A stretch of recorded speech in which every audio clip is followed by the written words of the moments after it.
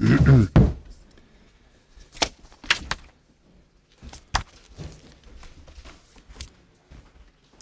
now come to questions without notice. The first question period is the Minister for Health and Social Services. Deputy Seymour. Thank you, sir. Having heard the news this morning that mental health nurses were to attend with police officers at certain incidents, may I ask the Minister whether these mental health nurses are those employed by his department, and how will they be made available to assist the police, given the desperate shortage in the recruitment of mental health nurses worldwide, I believe, and in the island in particular? Minister. So this is a result of some work carried out by officers in Home Affairs and in my own department, where we looked at the number of instances that police were involved in that were, if you like, truly criminal, and others that might have other social or mental health problems. And it was quite clear that quite a number of them were purely about supporting people with mental health issues. The suggestion is that we look at, and it is only at this stage we're looking at, the possibility of providing support for police officers, whether that be a mental health nurse actually going out on parade, or whether it be one available when the person comes back, on the patrol, or whether it be one that would be available when the person comes back to police headquarters, has yet to be determined. But the fact is that we know we need to support both police officers and the people in our community that have mental health challenges. When it comes to recruitment, sir, it is a difficulty, but we are, as the chairman of the scrutiny panel knows, we train our own nurses, including a number of mental health nurses. Thank you, sir. Would the Minister be able to give some advice to people accessing the hospital by car? I've had concerns expressed to me by constituents, both disabled drivers who find it difficult to get to hospital, and also from nursing staff who find it difficult sometimes to find a space that is close to the hospital, particularly if they're working shifts. Does the Minister have a travel plan for the present hospital and indeed for the future one? So picking up on the latter point first, yes indeed we will have a travel plan. Travel plan is being worked on for the new hospital, and we did initially have a travel plan at one time. It's a bit out of date maybe now, because things have changed in the vicinity of the hospital. So since the RBC building has opened, a lot more car parking from those officers is taking place in Patriotic Street. It is a problem. It is a challenge. Something I've been talking to in particular for nursing staff with the DFI Minister. We don't have a solution yet, but I thank the Constable because it confirms that we need to look at it. Sir, supplementary, would the Minister accept an offer from me to meet with the Minister of DFI to see whether we can take forward a travel plan for the hospital, and one that meets the needs both of staff at the hospital and also the needs of the disabled? I'm very grateful to the Constable, and I'm happy to work with anyone that helps all members of our community, sir. Thank you, sir. The adult mental health facility at the General Hospital, or with Overdale, have started a fantastic system called Splash Chat for the Alzheimer's sufferers on the island. This has won an award and is going to be exhibited at the Kyoto Summit, where over 4,000 delegates from around the world will be assembling. I sincerely hope that your department will find the necessary funding so that the officer whose brainchild this was is able to represent the island at this international conference. I think there's a question in there, so I thank the Constable for pointing this out. This is a very good news story, sir, and this is a result of two members of the rehabilitation team working with Alzheimer's Society. The initiative is called Splash Chat, and it, as the Constable said, they did win their award locally here for the innovation and improvement in services for people with Alzheimer's. And I don't know the answer to the Council's question as to whether we would fund a trip to Japan as yet, because I only heard about it last night.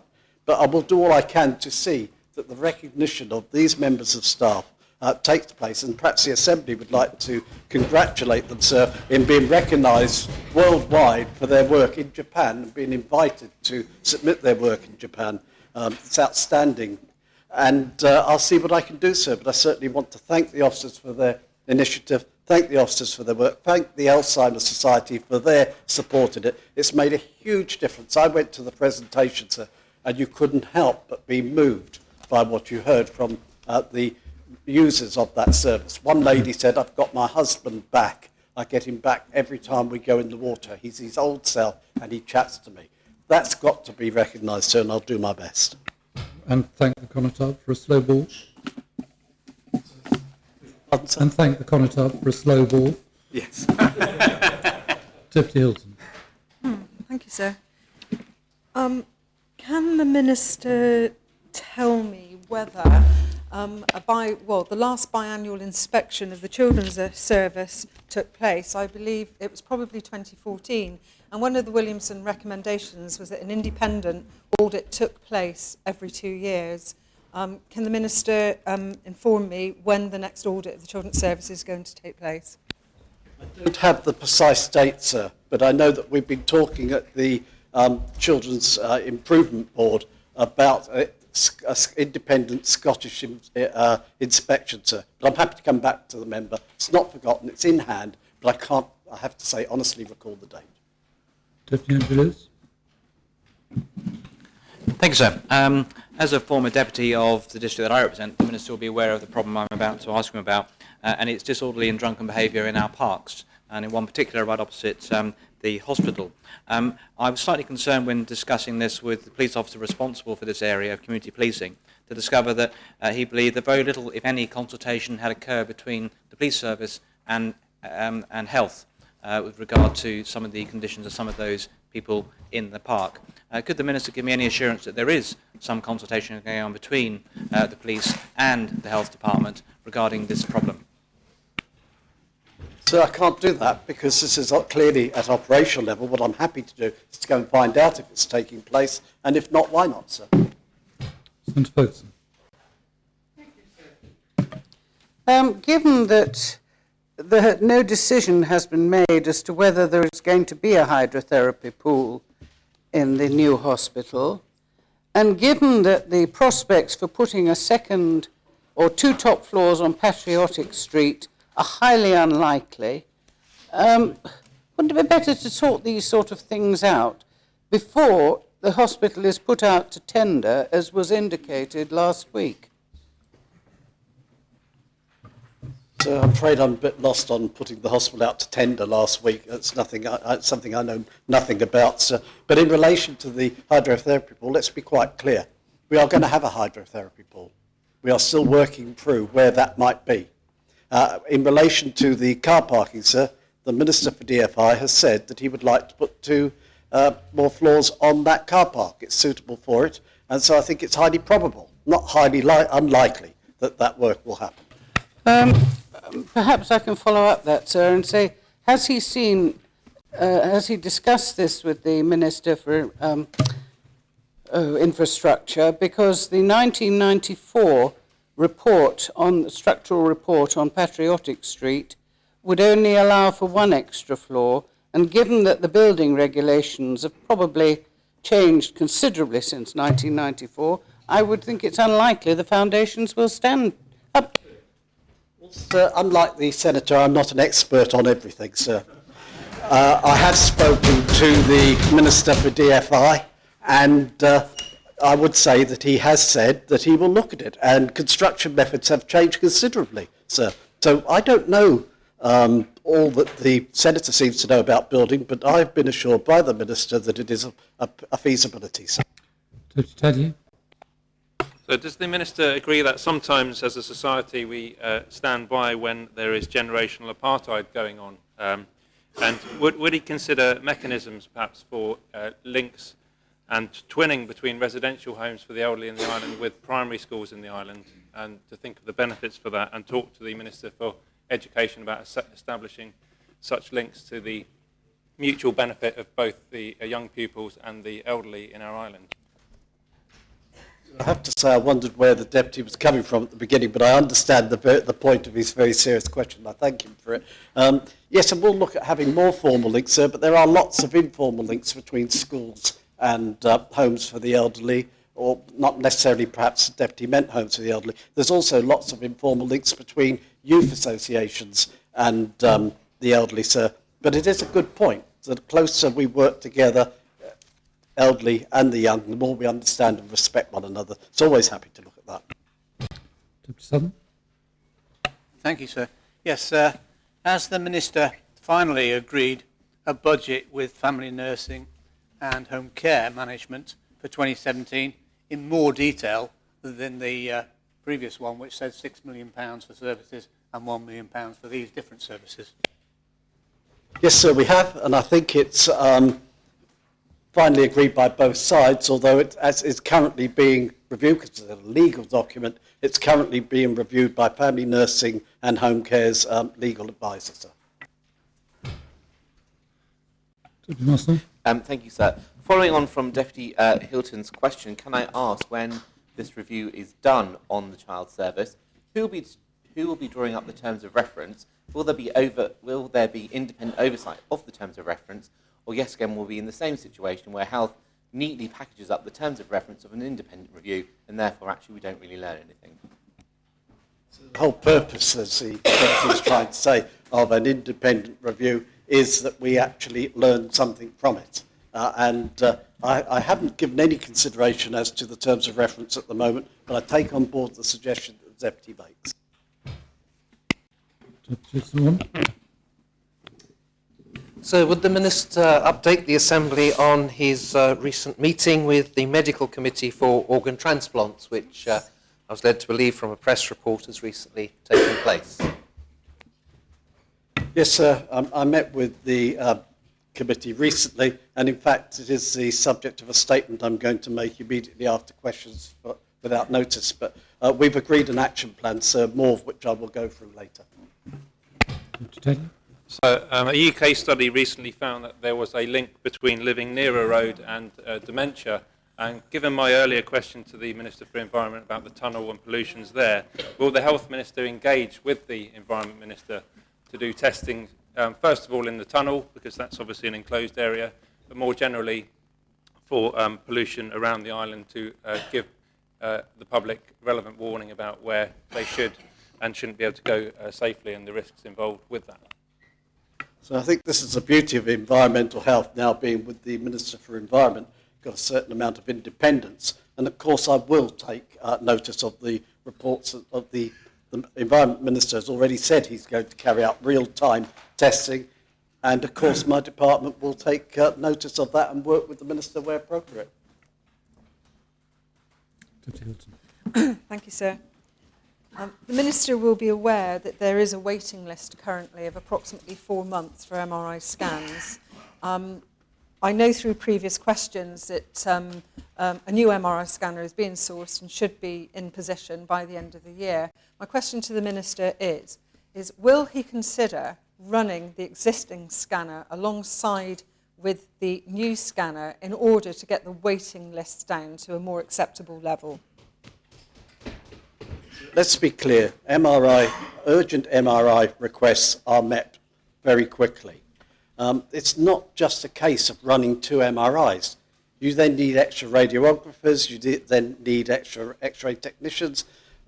We are intending to keep the second one, sir, so that we have less downtime, because you have to do maintenance and there's always a risk of breakdown. But to run 2 would have significant staffing implications. There is no intention to run full-time in this hospital too. Sir, supplementary question. Is the Minister suggesting that there will be 2 MRI scanners being run full-time in the new hospital? Yes, sir. Deputy Teddy. So to follow on from the previous speaker, does the Minister not accept that actually by using 2 scanners simultaneously, actually it will enable us to pick up on early detection of diseases and illnesses and that actually prevention being better than cure, this would actually save money in the long term? So I think we have to allow the clinicians to determine when MRIs are appropriate. It has to be a clinical decision, not one that we make. In terms of, as I say, running two in parallel all the time, that has huge staffing implications, sir. The best thing we can do is get the second one in and ensure that we've always got an MRI up and running, that there's no downtime. Thank you, Minister. That brings the first question period to an end. We come now to the second question for questions for the Minister for Economic Development, Tourism, Sport and Culture. I call on Senator Ferguson. Thank you, sir. Given the problems that we've had with the Innovation Fund, what will the Minister be doing regarding Digital Jersey to ensure that the same problems do not recur? Thank you, sir, but I'm not sure that... Are you responsible for digital? I was technically responsible for it at one stage, sir, but no longer. Are you currently responsible for it? No, sir. I think you're not, no. Deputy Southern. Thank you, sir. Following on from the report of the CNAG, on page 32, she has a flow chart which suggests that between the 6th of November 2014 and the 1st of January 2016, there were applications C, D, E, and a second application from F signed off during that period. Did the Minister sign those off, or did the Assistant Minister sign those off? Thank you, sir. During the time that responsibility was delegated to Senator Osoph in November 2014 until the States approved the transfer from the 1st of January 2016, a number of applications were signed off. So prior to that, I think Senator McLean signed 2, I signed 3, and Senator Osoph signed 2. What I can say, sir, is that I did work closely with Senator Osoph during the first a few months since passing responsibility over to him, sir. And to the best of my knowledge, and after always having careful consideration from Senator Osoph and discussions with him, and I think, sir, on 2 occasions, I signed approvals, I signed ministerial decisions, and can I say it, sir, based on very full and detailed reports from the Innovation Board, because Senator Osoph was unavailable out of the island, but I did so by working with him and his blessing. So I think, I believe, sir, I might have to double check that Senator McLean signed A and B, I signed C, D, possibly E, and I think Senator Osoph might have signed the other, sir, but I can't be absolutely sure looking at the alpha references, but that was generally how it worked out, sir, during that period. Was the Minister, if I may, sir, was the Minister aware, or was he satisfied that the detail that he had with for these loans was actually adequate and had been thoroughly vetted before he signed? Yes, sir, I was. As was Senator Osoph, we received very detailed reports directly from the Chairman of the Innovation Board, together with relevant appendixes containing all of the factual information, together with full officer recommendations. And I think that's true for all of the applications that were approved by ministers. So I was content with the applications that I signed off, sir, because of the information that was presented to me seemed to be absolutely appropriate, sir. And if it turns out that any of that information was incorrect, then we'll have to deal with that at the time. But I can stress the information that was presented at the time when the requests for signing were made was first class as far as I'm concerned. Minister, I may have been too quick in ruling out of order Senator Ferguson's question to you. When you say that you are not currently responsible for digital fund or digital, are you talking about legal responsibility or current political responsibility? Well, Or both so. both? Both so. You see, it's a similar a situation to the Innovation Fund and CICRA. Their delegated responsibility was for innovation, for CICRA, and digital, and one or two other items were transferred to Senator Ossoff in November 2014, and he led politically on all of those. Technically, I was legally responsible until the 1st of January 2016. So you no longer have technical responsibility. Thank you. Deputy Lally. Thank you, sir. Did those who were negotiating the recent departure of the Chief Officer of Economic Development have sight of the CNAG report during those negotiations? And is there any kind of confidentiality clause that forms part of the severance package which would prevent the former Chief Officer from giving evidence to, say, for example, the Public Accounts Committee? Thank you, sir. This is the first part of the Deputy's question is really one for the State's Employment Board, but I don't believe they did have sight of the CNAG report, because the first we saw of it was when it was released to State's members, sir. And the former Chief Executive didn't receive a severance package. He received contractual notice of 6 months. He was contracted to give 6 months' notice on his resignation after 11 years. Whether he was dismissed or resigned, that would have stood. He would have needed 6 months' notice, sir. And I don't mind admitting, sir, that I supported him going myself with contractual notice immediately, because myself and my assistant ministers have large departments to run, and we felt it was in everybody's best interest that the former Chief Executive, if he was to go, went immediately, sir, and so I supported him being paid his 6 months notice as part of his contract, sir. But that agreement was approved by the State's Employment Board, and I'm sorry, sir, that there was one other question, but I've... Is there any kind of confidentiality clause preventing him from giving evidence to, say, the Public Accounts Committee? I believe there are some conditions attached, sir, but I don't know what they are. Deputy Andrew Lewis. Thanks, sir. The Minister will be aware that we've had 2 excellent tourism years, largely fuelled by 2 major events, the Island Games and subsequently the Dance World Cup.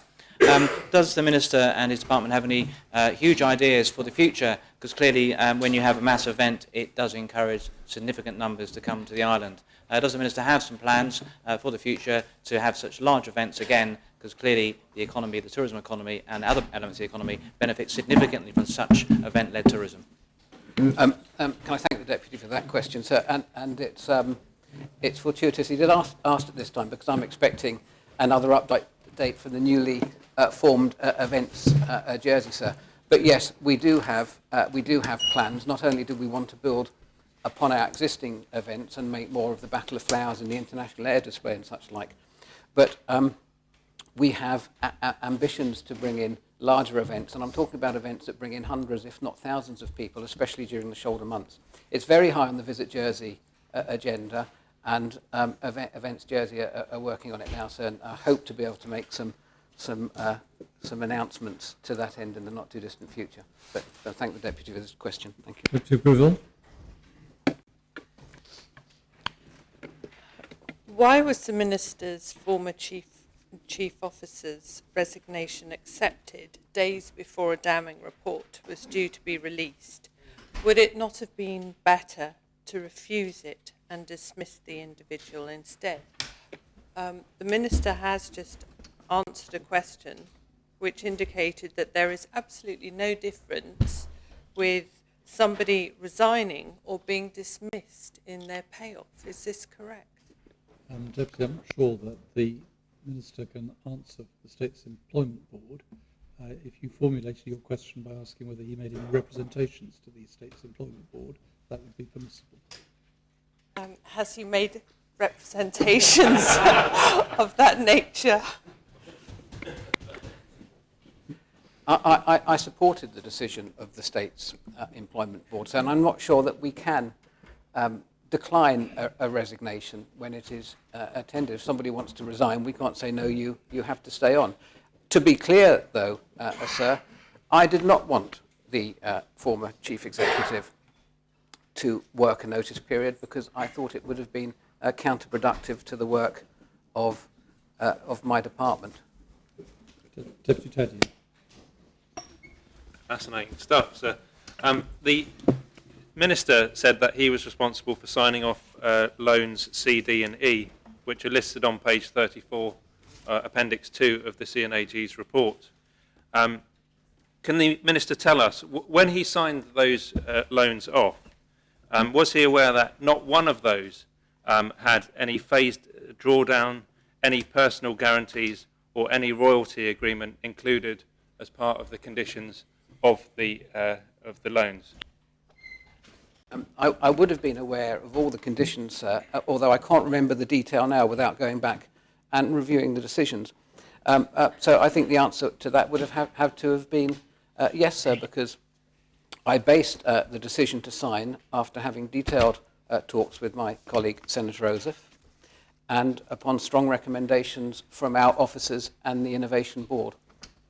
So he said that he would have been aware, and we were told by Senator Ossoff when he was here earlier that he asks questions, and did at no point an alarm bell ring when the Minister presumably knew that there was the power within the terms of reference to ask for royalty agreements, to ask for personal guarantees, which would be sensible things to do in terms of risk management. But he decided that actually, knowing that information for all three loans, that it wasn't something that he thought was necessary.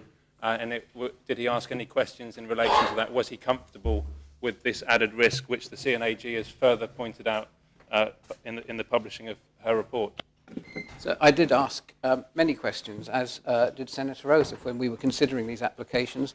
We went into the detail considerably, so, but I would have to refer back to the detail to remind myself of what the reports and recommendations said. What I was consciously aware of at that time was that I did have absolute confidence in the expertise on the Innovation Fund Board, as did Senator Ossoff. And I was comfortable at the time with signing each and every one of those agreements, bearing in mind that this is innovation funding and it is a risky business, and I understood the element of risk, and was prepared to sign it with the support of my colleague Senator Ossoff and with the strong support of the board and officers, sir. Deputy Andrew Liz. So in the light of the fact that recently it's been announced that there are several more new international air routes coming to Jersey, has the Minister got any plans, developed or not, to increase the number of shipping routes coming to Jersey of any kind? Thank you, sir. Well, we haven't got any new plans for new shipping routes, sir, although there have been some ideas for independent companies to run smaller ferries between the Channel Islands, but I haven't been approached formally. That's just hearsay, sir. I do understand, though, I have expressed concern about the drop in number. Whilst it's very good news, sir, that airport arrival figures are up, and we've had the best year there since 2000, it is a concern that our sea arrivals are down, and I have had discussions with the ports of Jersey about how we can address that. And those talks are ongoing, and I know there's some work in the port master plans that will improve facilities, not just at the airport, but at the ports, because there is some congestion and some logistical challenges. But I'm also pleased to announce, sir, that Condor have increased their marketing spend by a considerable amount of money, and they're going to be focusing a lot of that at driving new business, increasing passenger numbers, especially on the French routes. Deputy Martin. Thank you, sir. Just for myself to get a clear picture from this Minister, sir, all morning we had from Senator Ossoff that he had great concerns, he raised them, he didn't get the right answers, and this was your, this Minister's accounting officer.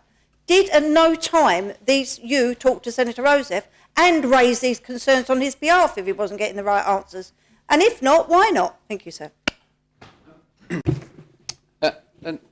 No, sir, I didn't. I did work closely with Senator Ossoff. We worked closely on a number of issues, and Senator Ossoff took responsibility for digital and for the Competition Authority and for innovation and a number of other items in November. And Senator Ossoff is a capable and experienced politician, and he ran with those agendas with my support and help when required. I, at the time, during certainly most of 2015, I left pretty much the day-to-day running of the fund to others, sir. And when I did check in with officers, I was never made aware that there were any problems, and I certainly wasn't aware that there were any problems until I would think at least 2016, so at some stage during that period. Just for clarification, the Minister was never asked by Senator Rosef to ask a question on his behalf of his accounting officer, who has now left, who was then in charge of the Innovation Fund. Never asked. I just need to be clear on this. I don't recall any occasions, but there could have been. So I simply can't remember. What I do remember is the surprise when we started to hear of the problems with the Innovation Fund. And I do accept, sir, that Senator Rosef, I think, was at the heart of unearthing the problems. I think it's down to his a good work during that period that we managed to discover eventually what was going on. And that brings the question time for the Minister for Economic Development, Tourism, Sport and Culture to an end. We come now to statements on matters of official responsibility. And first, the Chairman of the Corporate Services Scrutiny Panel will make a statement regarding the work of the panel in relation to future hospital funding strategy. Thank you, sir. During this sitting, this Assembly will be voting on the proposals set out in P130/2016, namely the Future Hospital Funding Strategy. This is the biggest capital project ever undertaken by the states, with proposals to borrow money that will impact upon generations of islanders for up to the next 40 years. Therefore, a suitably high level of scrutiny is required and indeed expected from this Assembly by the public. As Chairman of the Corporate Services Scrutiny Panel, I would like to have been able to stand up today and state that we have completed a review of the proposals before they are debated. However, this is unfortunately not the case. We were given too short a time frame to conduct a review effectively. Whilst technically the proposal will have been available for just over the minimum official 6 weeks required, this did not take into account the Christmas holiday period and the practicalities in recruiting advisors to work during this time. Highlighting this, we requested a 4-week extension from the Minister for Treasury and Resources and confirmed that we had found an advisor who could meet this time period. The Minister initially responded by offering an extra 2 weeks, but withdrew this offer on the 30th of December 2016. Therefore, despite having suitable advisors lined up, with a completion date for a review, we were unable to proceed as we simply could not justify spending taxpayers' money on commissioning a report that would ultimately not be received in time to inform today's debate. In his responses to the panel, the Minister has justified a strict adherence to his timeframe due to the risk of an increase in financial costs that any delay might cause. His unwillingness to allow a short additional period for scrutiny, despite his initially offering us a 2-week extension, is in stark contrast to the 4 years in which it took the Council of Ministers to bring a suitable site to the Assembly for approval. The panel cannot fathom why a 2-week extension was initially acceptable, whereas 4 weeks was not. In the reasons provided to the panel by the Minister for not agreeing to the extension, we have been told that the bond rates will grind higher in 2017. However, we have not been shown to what extent a 2-week delay at that point will lead to additional costs. In addition, the Minister has further suggested that costs of construction are increasing daily, potentially running to millions of pounds every month.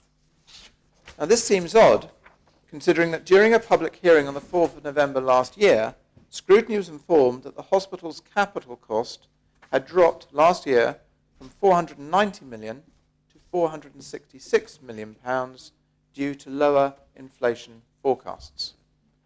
Therefore, it seems that only 1 month after the financial implications were accepted by the states, Treasury Minister is now talking about the risk of increasing construction costs.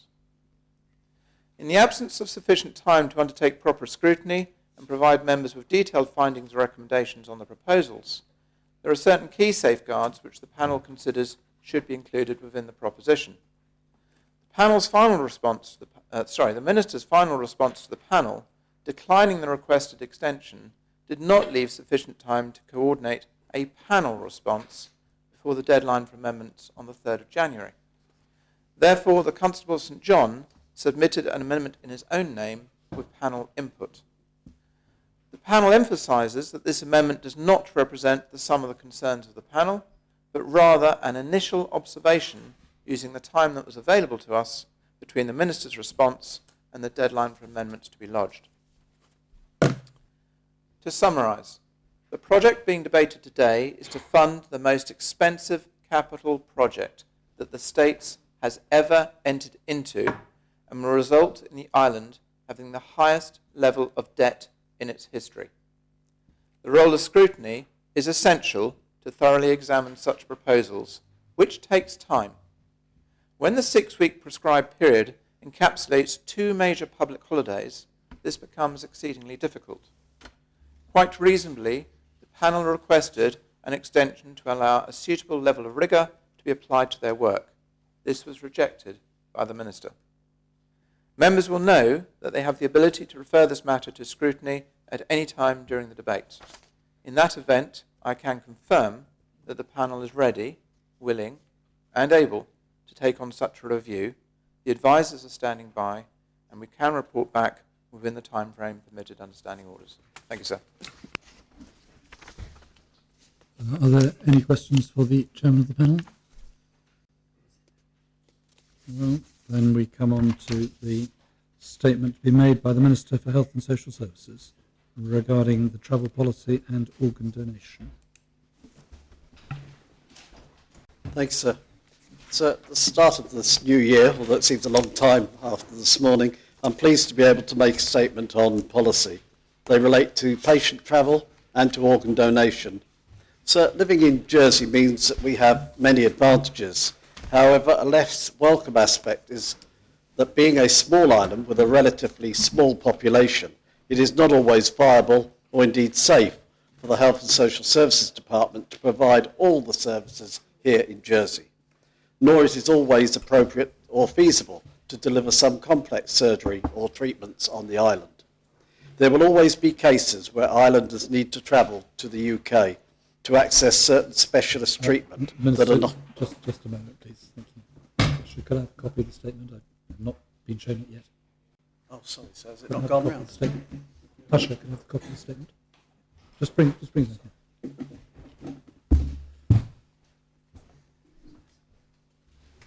Thank you. Carry on circulating, please.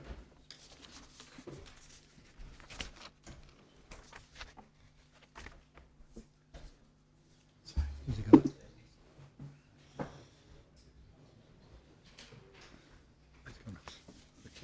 Thank you, Minister. So do you wish me to start again or to continue? No, you take up where you left off. There will always be cases where islanders need to travel to the UK to access certain specialist treatments that are not available here. In 2016, the department referred nearly 1,600 patients to the UK for specialist treatment or care that could not be delivered here in Jersey. In support of those referrals, my department's travel office made over 5,000 bookings on behalf of patients, securing the necessary flight transfers for them and, where appropriate, for their escorts. Currently, access to public funding for such travel is means tested, depending on the gross household income. Different eligibility levels apply, depending on whether they are single or part of a couple or whether they have children. So, in summary, if they are a single person with no children, they can receive assistance under the current scheme with their travel costs if the income is less than $39,000. If they are a couple with 2 children, then they receive assistance with travel costs if the household income is up to $92,000. So the practical impact of this policy is that already approaching 90% of patients already receive free or subsidised travel. I've always felt somewhat uncomfortable about this approach where travel is linked to essential healthcare. Healthcare which in many cases is life-saving or life-changing. I've been particularly struck by the approaches that I've received from parents of children who have had to travel regularly with their sick young child for regular treatment in the UK, often leaving siblings at home, but who do not receive any contribution from the department towards their travel costs because the family is over the income limit, often only just over the income limit. Furthermore, trips made by islanders are reducing as more procedures are provided here in Jersey. Regular reviews of the policies are undertaken.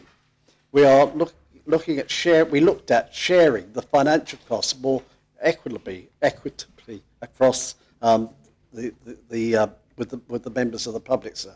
But in so doing, would have meant that some people who do not pay now would have to pay in the future. It would have made administration much more complex. Our current arrangements cost £40,000 in staff costs to recover £50,000 in income. I actually do not see this as good use of resources. It's important to note that whilst we are removing means testing from travel calculations, the other elements of the policy remain in place, for example around the eligibility of funded escorts to accompany parents. We will continue to closely monitor the number of off-island visitors, and we will seek to reduce them further, particularly with follow-up appointments, where it is sensible, safe to do so, to avoid the requirement for overnight accommodation as far as possible. But by requiring all travel to be booked through the specialist staff in the patient's travel office, the department can continue to obtain the best rates with suppliers for such travel and ensure that the best value is obtained to all taxpayers. So there's some new arrangements for accommodation on overnight stays in Southampton. Many of the bookings made by my department's travel office involve patients flying to Southampton for hospital appointments for treatment. I'm pleased to be able to tell members that the new accommodation arrangements are now in place for those who have to stay overnight for their treatment. This move is in response to feedback from patients who stated that their preference was for a more homely alternative to the previous lengthy stays in hotels. Rooms in 5 service departments are now available for islanders who need accommodation when they are receiving treatment at Southampton General Hospital. So around 170 people from Jersey were referred to Southampton last year, the majority for radiotherapy treatment for cancer, involving the need to spend 4 to 6 weeks away from the island. The new apartments are in the Ocean Village Marina complex. They have kitchen facilities, communal areas, free view TV and Wi-Fi. The Ocean Village itself has a range of facilities, including restaurants and retail outlets. The new facilities have been visited and welcomed by the chairman of the Jersey Cancer Trust. So back to the organ donation, which I was questioned on before. This has received much publicity recently, and perhaps one of the most important initiatives with regard to organ donation has been in Wales. In December 2015, Wales moved to a system of presumed consent. In other words, it is effectively assumed that people will donate their organs unless they have actively opted for otherwise. Elsewhere in the UK, so the system remains one where they sign up to organ donation register in advance if they wish to donate their organs. In response to a question in this Assembly about the Welsh initiative, I previously stated that, like other jurisdictions, we were adopting a watch and learn approach. The Scottish Government have just embarked on a 14-week consultation exercise to ask its citizens for its views on organ and tissue donation, including a system akin to the Welsh model. Personally, I support such a change here in Jersey. I do, however, need to be sure that the islanders agree with me. Whilst most of the voices I have heard are supportive of change, I am aware that some doubters feel reluctant to express their reservations. After all, the number of people in Jersey registered as organ donors is 12% compared to 36%. I intend to gauge Islanders' views on this issue and have agreed with my officers that we will work with the State Statistics Unit to produce a short questionnaire on the issue of organ donation. This way, a representative sample of Islanders' views can be gained around organ donation. I'm hoping that this work will result in and be completed by early summer. If Islanders respond and indicate a positive approach to the change, I will then bring a proposition to the Assembly for a new approach based around the concept of presumed consent, with, of course, appropriate safeguards for those who wish to opt out. In the meantime, sir, my department will increase awareness and continue to encourage Islanders to sign up to the organ donation register. I am convinced that we can achieve a significant increase in Jersey's registered donors through greater publicity, awareness and education around the issues involved, and by making sure that people have the conversation about donating with their families whilst they are still fit and well.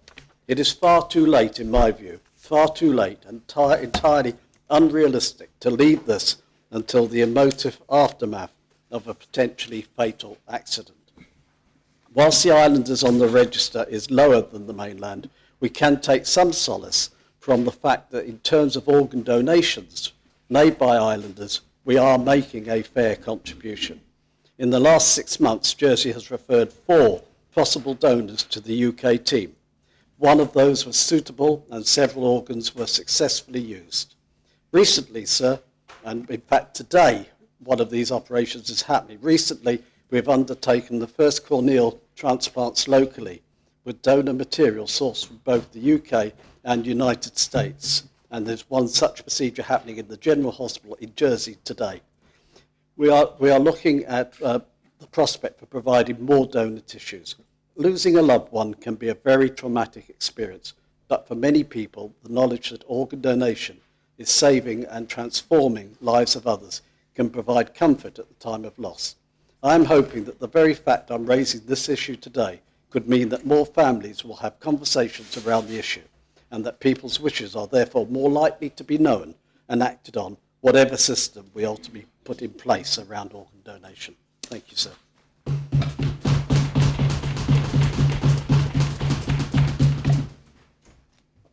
Before we have any questions on the statement, I wonder if I might just refer members to Standing Orders 16 and 17 in connection with making statements.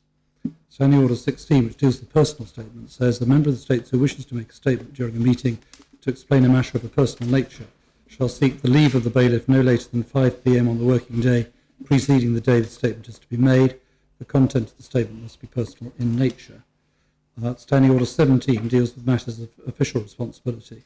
The following office holders may make a statement during a meeting on any matter, which is in singular, for which he or she has responsibility as holder of the office.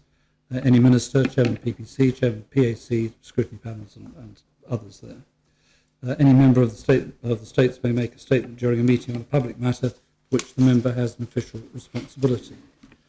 Implicit in these standing orders is that a copy of the statement should be made available to the bailiff where leave is sought, where it's necessary.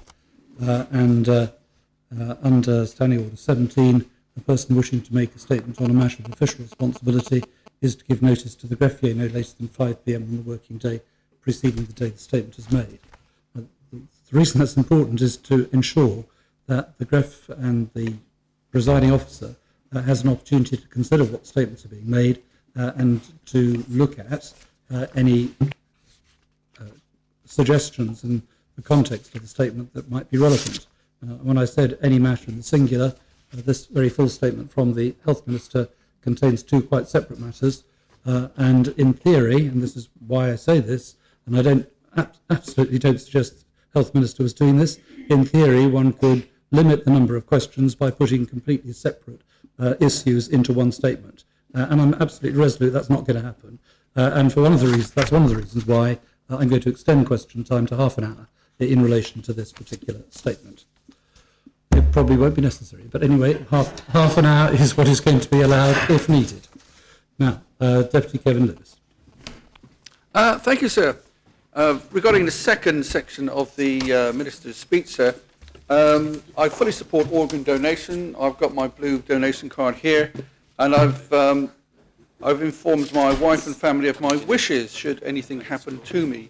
My question, sir, is this is an NHS system, and one at present has to register with the NHS. Is the Minister happy that, that local doctors and surgeons have immediate access to the UK system, so should someone pass away, the organ will not be lost? Thanks, sir.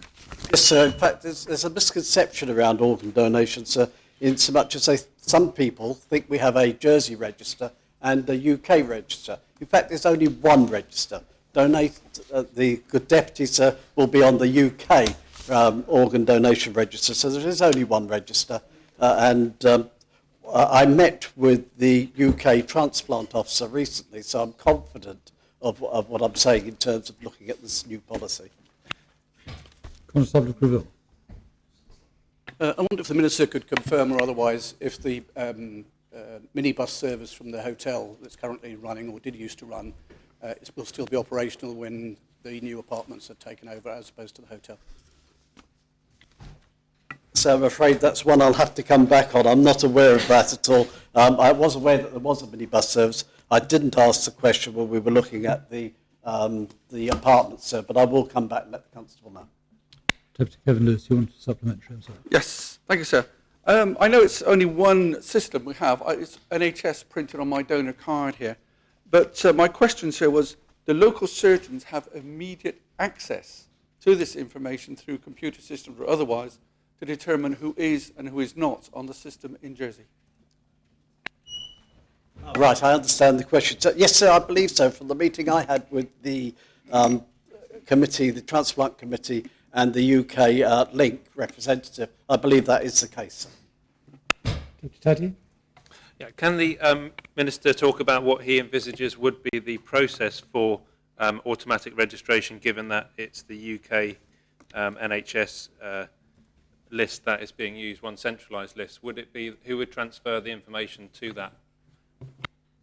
So, as I understand it, if you go down the route of a presumed consent, then unless families say otherwise, donations will be offered to the NHS system. Won't necessarily have to be on the donor system as they are now. If there's a presumed consent process going, everybody's presumed, unless they've opted out, or unless the families, and that's, families do have a right to step in, unless the families say no, then those organs are offered through the NHS system. So they're not always suitable. We saw we had 4 offered last year and only 1 taken up. That's 1 person, several organs recovered from that 1 person, sir. But they do not have to be on the register under a presumed consent system. So in order for the presumed consent system to work, so for example, it would presumably apply to Jersey residents. And what happens if a Jersey resident travels to the UK, has an accident over there, and the possibility for their organ use comes up, but they're not on the register? What are the mechanics of it? How would we know? And similarly, if a UK person comes to Jersey who hasn't registered for their organ to be donated, would they in Jersey, once they're in Jersey, come under presumed consent? So all this would have to be worked out when we're developing a system, presuming that the survey comes out the way that I think that it will. All this has to be worked out, and all that will be part of the legislation. So there will have to be an opt-out register, for example. I'm not able to answer the detail at the moment.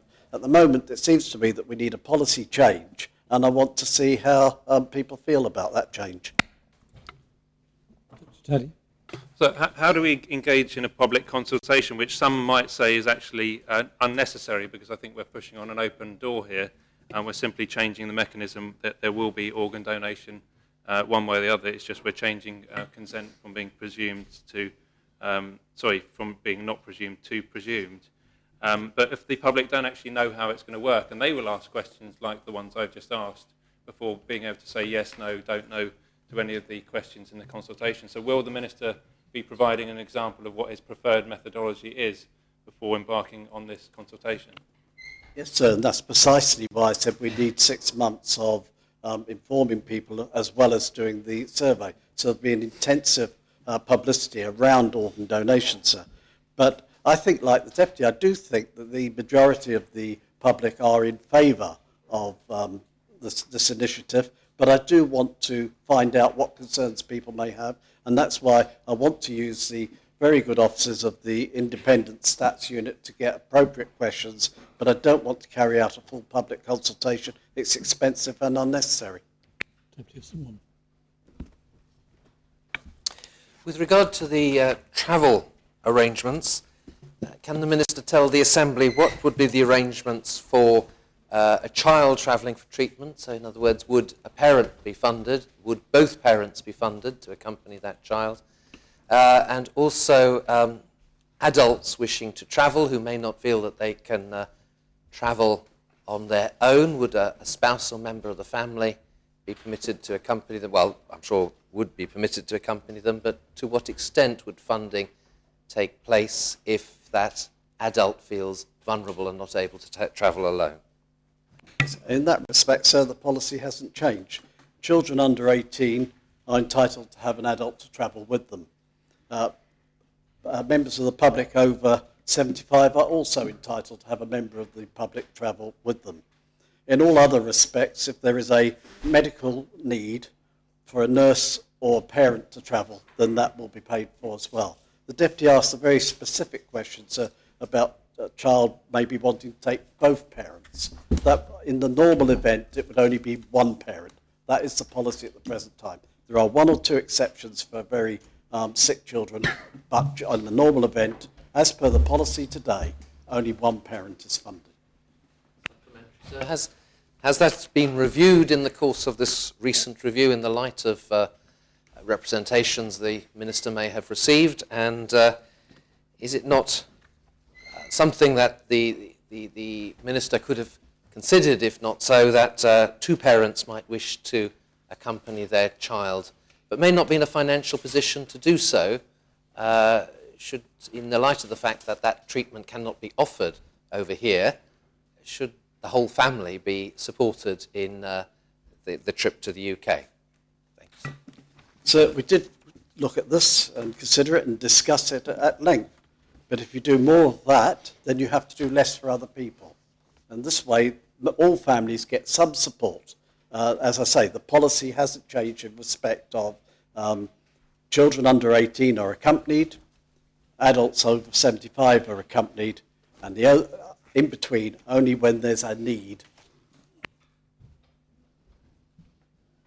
Any other questions? Deputy Andrew Lewis? Thank you, sir. I've received in recent times some excellent reports on the way that the hospital travel department handle patients and assist them in an excellent manner. Mindful of that, would the Minister be prepared to use his ministerial influence to discuss this matter further with the Council of Ministers with regard to the entire travel and accommodation for the States of Jersey, where we are clearly already significantly doing a very good job internally with one department? Is that something that he considers his department could do for the whole of the States of Jersey? And if so, is it something which he would be prepared to present to the States or others to the Council of Ministers to discuss further? So it was very easy for me to stay here and say yes. But I'm going to put a caveat on it. Obviously, there is a contractual arrangement at the moment, which will have to be worked through. But when the time is appropriate, I would be prepared to do that, providing I can continue to get, because I get very good rate for patients. That's the understanding with the suppliers. We can continue to get that rate. I'm happy to explore it, but not whilst we have a contract in place. Deputy Simon? With regard to organ donation, the Minister says in his statement that he will bring a proposition to the Assembly if Islanders' responses indicate a positive approach. Can the Minister give an idea of his timeline? And will that proposition be draft legislation? If not, is there a danger, therefore, that we will come up against the end of the present state's term and this item might just fall flat for the next elections? I hope it won't. Thank you, sir. So the timeline is that I hope to be in a position to know which way I'm going to go on this, whether we're going for the preferred presumed consent, which is what I would like to do. I should know that by about June or July.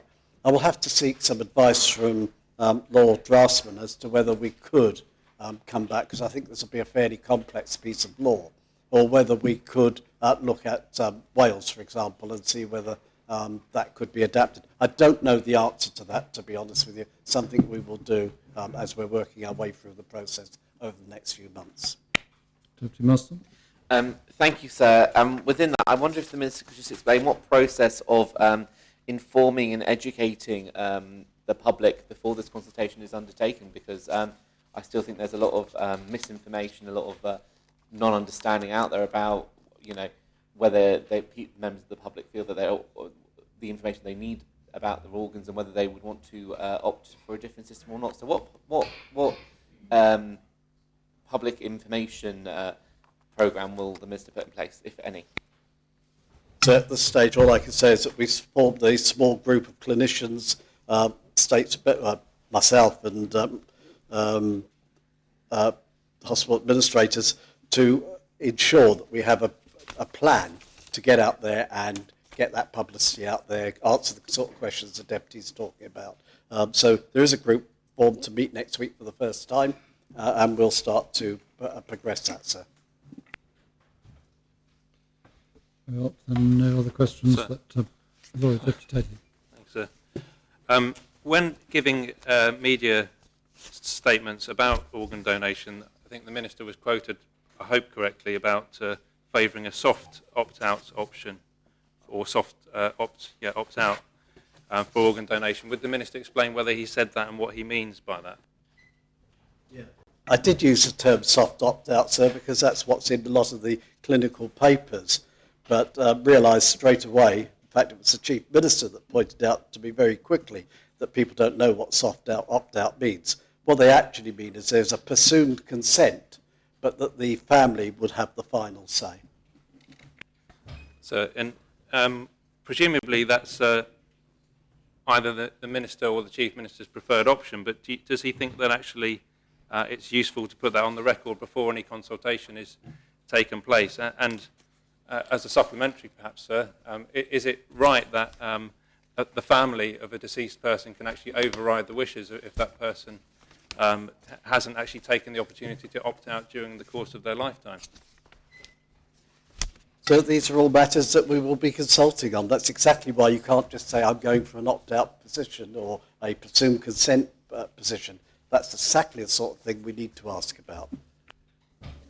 And so will the Minister stay away from reinventing the wheel unnecessarily? We know that we've got some very close neighbours. France have only just implemented their opt-out organ donation as of the 2nd of January this year. We know that Wales has already been running for a year. Scotland, as the Minister has alluded to, is consulting now. Will the Minister engage with these jurisdictions on our doorstep to see how they do it, to see if we can learn from their methodology?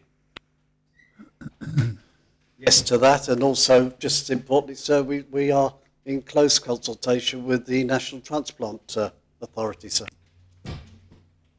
Well, that brings questions to the Health Minister to an end on his statement. Chief Minister, I understand there are two statements you wish to make. Both of them I see are urgent matters. You have leave to make them both. I'm sorry? I have. Perhaps you give the Griff a copy. We'll catch up with standing orders one day. And Chief Minister, perhaps you would like to make your statements. Thank you, sir. I'm sorry? The statements in front of us.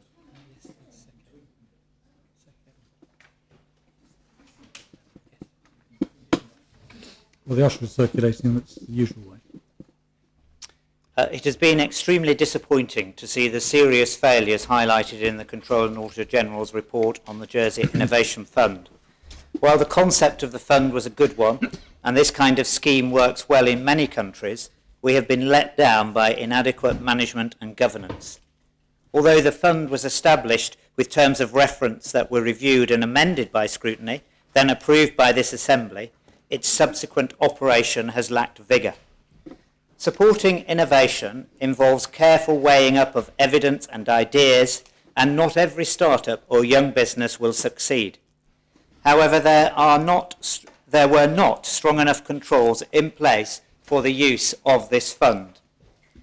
The advisory board was made up of successful entrepreneurs, business professionals and officers. The report identifies issues in translating the States Assembly approval of the terms of reference into robust operating procedures, clear accountabilities, effective monitoring and timely reporting mechanisms. I'm sure that all those involved in the day-to-day running of the fund would look back on this period and consider what more could have been done, both individually and collectively. Some of the information highlighted in the report is not a surprise. Senator Ouzef brought in an external firm of accountants in February 2016 to look into the existing loans, and no new loans have been approved since the end of 2015. The fund's advisory board was dissolved last year, and we have accepted the report's findings. The Treasury has made provision for bad debt in 2015 and 2016. This is a cautious approach, and it doesn't mean the loans will not be paid back. Subsequent repayments could bring the debt down considerably. I have now initiated 3 reviews into the different aspects of the report's findings to establish how a good idea became a badly managed project. First, the state's chief executive has engaged the services of an independent UK-based former employment lawyer to review the actions of all those civil servants involved in the fund to assess whether there are any disciplinary issues to deal with. Secondly, the chief executive has employed an external accountant for a period of 3 months to review all the financial arrangements states departments have with external bodies to ensure appropriate levels of compliance and governance are in place. This will include all grants, loans and any other kind of financial arrangement between states departments and charities, companies or not-for-profit organisations. This work will be carried out with the support of Treasury staff. And finally, I am commissioning an investigation into whether any political involvement contributed to the failings identified. So despite the absence of personal criticism of him in the report, Senator Ouzef has accepted the recommendations of the Comptroller and Auditor General in full and is offering to step aside from his responsibilities as Assistant Chief Minister. This is an honourable offer to allow this review of political involvement to examine individual actions objectively and report to me without fear or favour. I have approached the Law Officers Department to identify someone with the appropriate skills to carry out this review. I am grateful to Senator Ouzef for his work on the fund. Since taking full legal responsibility for the fund in January 2016, Senator Ouzef has not approved any new loans. He has brought in external accountants to review the existing loans, and accounting officer responsibility has been transferred to the state's chief executive. If any of these 3 reviews uncover information that requires action to be taken, we will take that action. Many of the report's recommendations have already been implemented since the state's chief executive took over as accounting officer for the fund in November 2016. We will now consider any further steps that are required to implement the report's recommendations, and we will incorporate the recommendations into any future schemes proposed to support enterprise and innovation. We are also taking expert advice on how we can improve our wider support for innovation in Jersey and maximise its economic benefits. The Innovation Fund was established to support new business ideas, to help boost our economic performance and to create new and exciting jobs for islanders. Tara Alice pointed out in the Jersey Innovation Review that while we have the fundamentals required for a highly successful innovative economy, there are signs that this is not translating into economic growth. There is, of course, much more to innovation than securing funding for businesses, and we will continue to implement the 33 recommendations from Terra Alice on all aspects of innovation. There is a role for government to get involved in promoting innovation, as they do across the globe, but we must learn from the failings of this fund and reconsider what we should do in Jersey. Supporting new business ideas is never going to be straightforward, but it is essential if we are to maintain a healthy, growing economy that provides rewarding jobs for islanders. Any questions for the Chief Minister, Deputy Martin? Yes, thank you, sir. And there was some quick action and the board has been disbanded. My question is, the loans and recuperating these loans were given on the understanding of continued expert and entrepreneurial advice from members of the board. Are we not setting these loans up to fail even more if they're not getting this advice? Well, who is going to step in and do this, sir? Thank you. So actually, I think it's the reverse. The recipients of these loans, and I've been very careful, and I know other ministers as well, we do not want these loans to fail. The new approach to providing for provision for bad debts is cautious. That is the right approach. Alongside that, the external accountants, I think together with Jersey Business, are continuing to provide support to those recipients of the loans to deliver their products to new markets and to get new agreements into the marketplace into place. So they are being supported, and they're being supported in an appropriate way, unlike perhaps the support that's been offered in the past. Deputy Tadhier.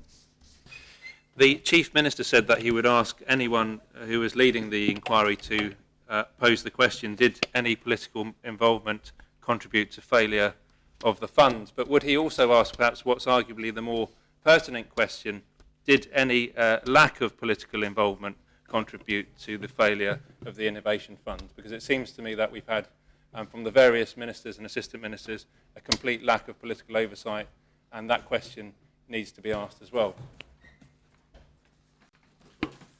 So my reading is that by asking that question, you were asking both sides of the same coin. Were there times when ministers should have asked questions and should have raised issues about information in ministerial decisions and supporting documentation and conversations with the board, as well as was there involvement directly? It is lack of involvement and involvement. Does the Minister think that maybe some of his ministers or even his assistant minister has actually been given too much to do, bitten off more than he can chew, and that's why he didn't have the time or necessarily the energy to devote to the oversight that the fund needed?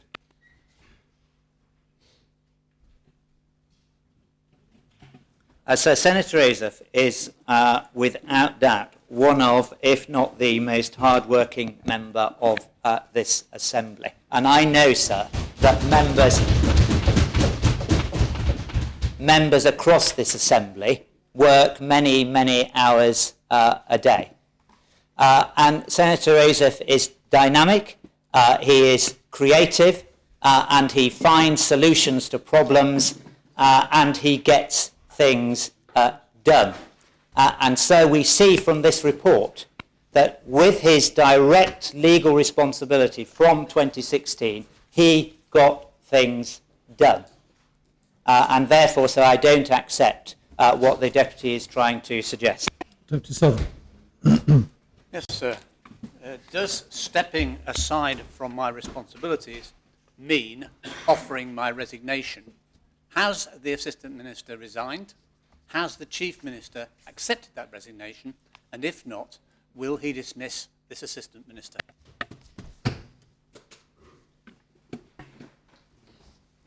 Sir, I know Senator Azef to be an honourable man. I've worked with him day in, day out, for perhaps more years now than I care to remember, I'm sure, than he cares to remember, and we have achieved a lot. It does not surprise me, as it appears to surprise some, and some members of this Assembly, that he would act in an honourable way as he has done today, because I have seen him acting in that way, as I say, sir, day in and day out. And he has offered to step aside from his role as Assistant Chief Minister. That means, sir, he will no longer be Assistant Chief Minister. That will allow this work to be carried out without fear or favour. Could I ask a supplementary, sir? Just to be absolutely clear on this, the Assistant Minister to the Chief Minister has resigned his position. Is no longer the Assistant Minister to the Chief Minister. Sir, the Assistant Minister couldn't have been clearer this morning that he intends to step aside from being an Assistant Minister. When he formally, and we had a little disagreement about that, so you'll remember before lunch, when he formally does that, on my acceptance of that stepping aside, he will no longer be the Assistant Chief Minister.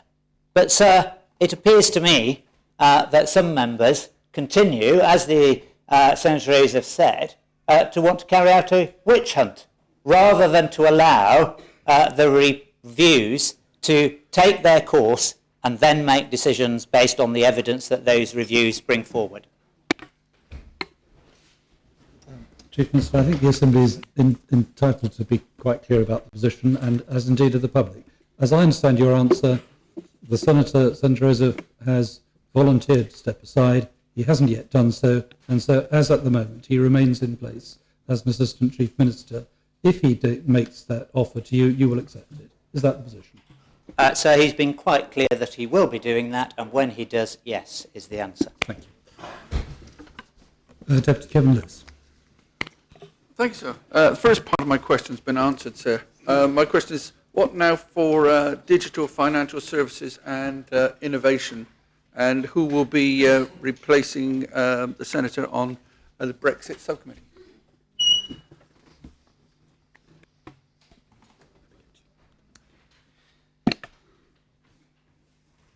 So, Senator Joseph works tirelessly for the people of this island.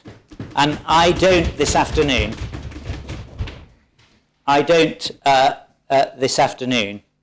try to say filling and taking responsibility back to the Chief Minister for the work that he does is an easy task.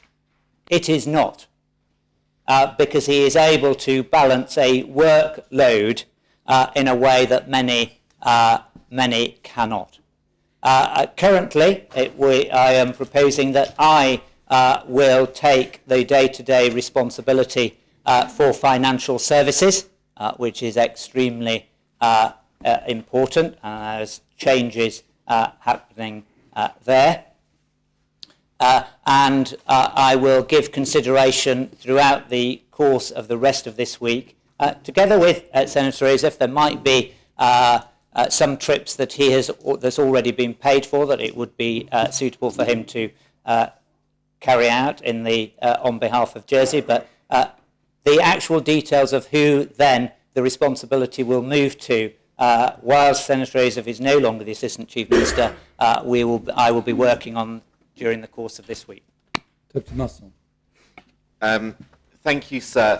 Can I ask the Chief Minister, the nature of these reviews, the terms of reference that will be drafted for each of them, will they be made public? When will they be made public? And what allowance is there for states members to check the robustness of the terms of reference? Thank you, sir. So these reviews have got to be undertaken forthwith and undertaken very quickly, because otherwise potential questions remain unanswered. over those ministers who've been involved during the 3 different stages of involvement. As I said this morning, prior to the election, the incoming new Minister for Economic Development, Tourism, Sport and Culture, the transfer then to the Chief Minister's Department at the beginning of 2016. Of course, those terms of reference will be available to PAC and to the scrutiny panel, but I hadn't at this stage considered giving them to all states members. Deputy Levy. Thank you, sir. It's not been pleasant to watch this morning's events unfold, and Senator Rosev and I are not political allies, but I've been very uncomfortable with seeing him being hung out to dry in this way. I wonder how comfortable in his position the Chief Minister is sitting at present, and a number of other ministers. As much as I like them very much personally, did the Chief Minister ever consider resigning en bloc and, if need be, standing again? Because, as I say, I fear that Senator Ozef's being thrown to the wolves is a smokescreen.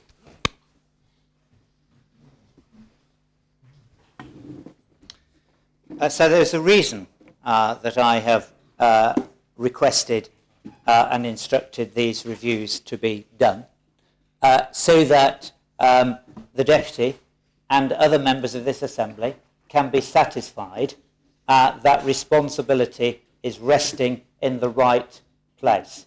And that's what these reviews will show. And I was quite clear about my position this morning. Senator Ozef, who has current political responsibility for this area, has done the honourable thing. And I hope, sir, that the witch hunt now will stop and that reviews will be allowed to carry on without fear or favour, answering the questions that members had. Constable St Lawrence. Thank you, sir. I note in the 3rd paragraph from the bottom of the statement that the Chief Executive has employed an external accountant for a period of 3 months to review financial arrangements that other states' departments have with external bodies. My question to the Chief Minister is, what happens after the 3 months? Who will be responsible for continuing insurance that good governance is in place? So that is a good question. That accountant, as I said, will be working with Treasury staff.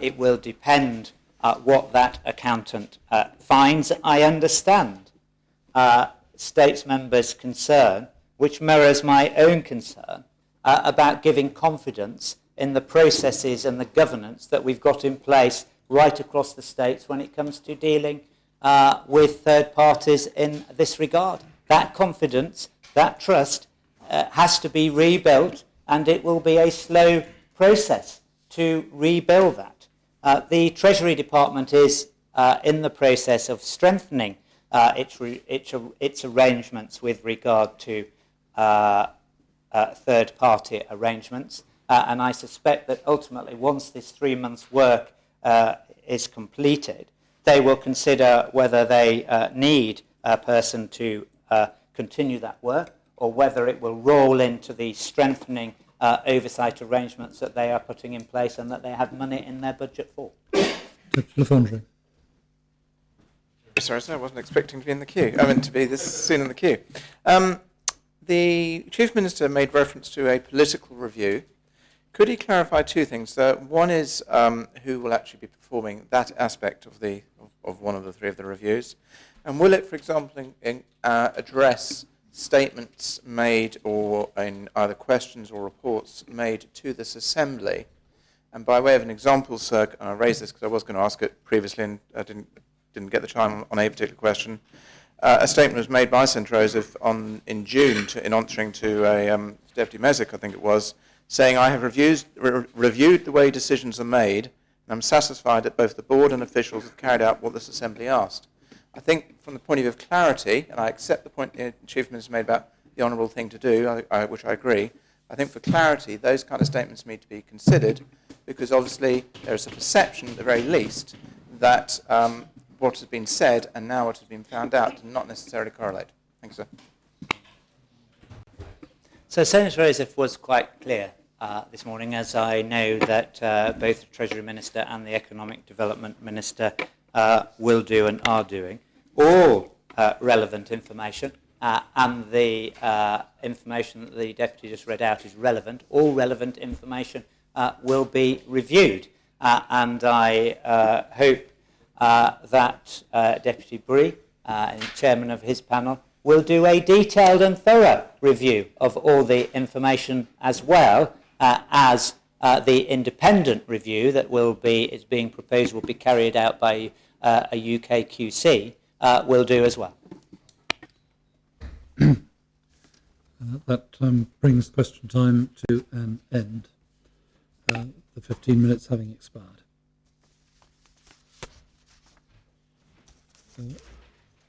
There is a second statement by the Chief Minister on the United Kingdom Prime Minister's Lancaster House speech.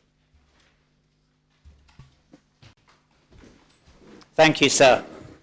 As members will be aware, the United Kingdom Prime Minister today outlined her objectives for the UK's new relationship with the European Union after UK withdrawal.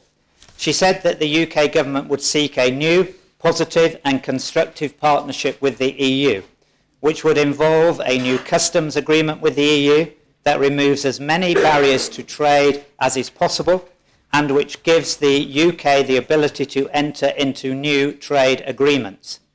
The UK Prime Minister said that an ambitious free trade agreement could not, however, mean membership of the European single market.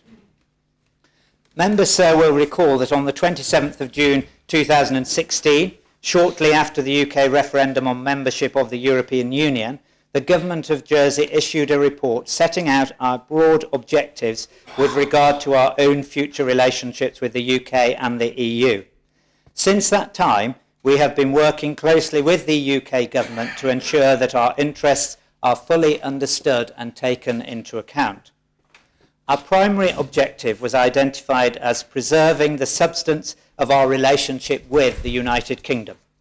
And Prime Minister May today said that she wanted no barrier to doing business in the United Kingdom. Our monetary and customs union with the UK, which underpins our prosperity, was not questioned. Indeed, I particularly welcome the Prime Minister's confirmation today that preservation of the common travel area, which gives us our ability to travel without restriction to the UK, is also a priority for her government. Prime Minister May made clear this morning the UK's desire to guarantee the rights of EU citizens in Britain and British nationals in EU member states as the right and fair thing to do, referring also to broad support for this amongst European partners. I am therefore hopeful that a way forward on this issue can be found. Prime Minister May emphasised the importance of future trade both with the European Union and the rest of the world. She will seek some form of customs agreement with the EU. Such an agreement would, of course, be of interest to Jersey. This will, of course, be a matter for negotiation, and I therefore believe that as a matter of prudence, the Government of Jersey should plan on the basis that tariffs and non-tariff requirements could be a feature of Jersey's trade in goods and agricultural products with the EU27 after Brexit. We will continue our work with the UK to ensure that as they pursue the widest agreement possible with the EU, including the phased transitional deal that allows for the implementation of different aspects of Brexit, we are able to access that agreement where it is advantageous for us to do so. I conclude, sir, by reaffirming that the Government of Jersey will continue to work tirelessly to secure the best possible outcome for Jersey in the Brexit negotiations. We now have 15 minutes of question time for the Chief Minister on this statement. Deputy Bruville. Thank you, sir. The Chief Minister stated that the rights of EU citizens in Britain and British nationals in the EU member states, as a right and fair thing to do, they'll have guarantee their rights. British nationals in EU member states, does that mean Jersey people? Thank you. So there are some areas which are not clear, but the designation of islanders is absolutely at the forefront of the government's mind when negotiating and in conversation with the UK government. But it would seem to me, on first glance of the speech, that if the UK is leaving the single market and is not just simply remaining in the customs union as Prime Minister May suggested this morning, but reaching a new customs agreement with the EU, then all of those issues can be dealt with, and we will push to ensure that they deal with those individuals in our community designated as islanders. Any further questions, Chief Minister? Not? Dr. Higgins? Yes, following up on the Chief Minister's answer, the only reason why some members of the Jersey population had restrictions on their movement in Jersey was because of Protocol 3, which will disappear in this case.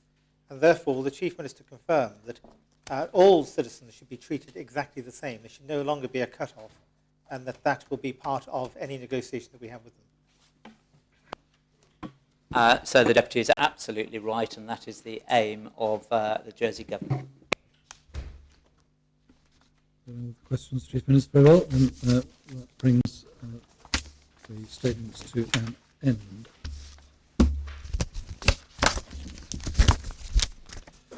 We now come to public business, the first item of which is P116, the Anne Alice Rayner Fund, alteration of purpose, lodged by the Minister for Treasury and Resources. Minister, I take it you'd like to propose this in amended form? Yes, and I would also like to ask my Assistant Minister to be the rapporteur.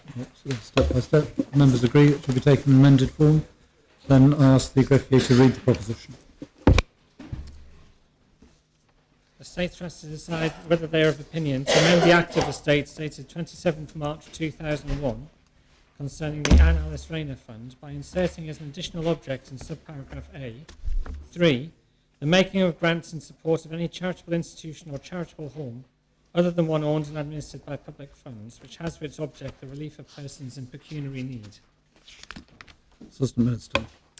Thank you. So I was looking forward to doing the first proposition of the year. Also, I'm going to say Happy New Year to everybody. I think the events have rather overtaken that today. So this proposition is quite a simple one. It's seeking members' approval to alter the purpose of the Anne Alice Rayner Fund, and also, with the leave of this Assembly, which I've now given, propose the proposition as amended by the Treasury Minister's amendment.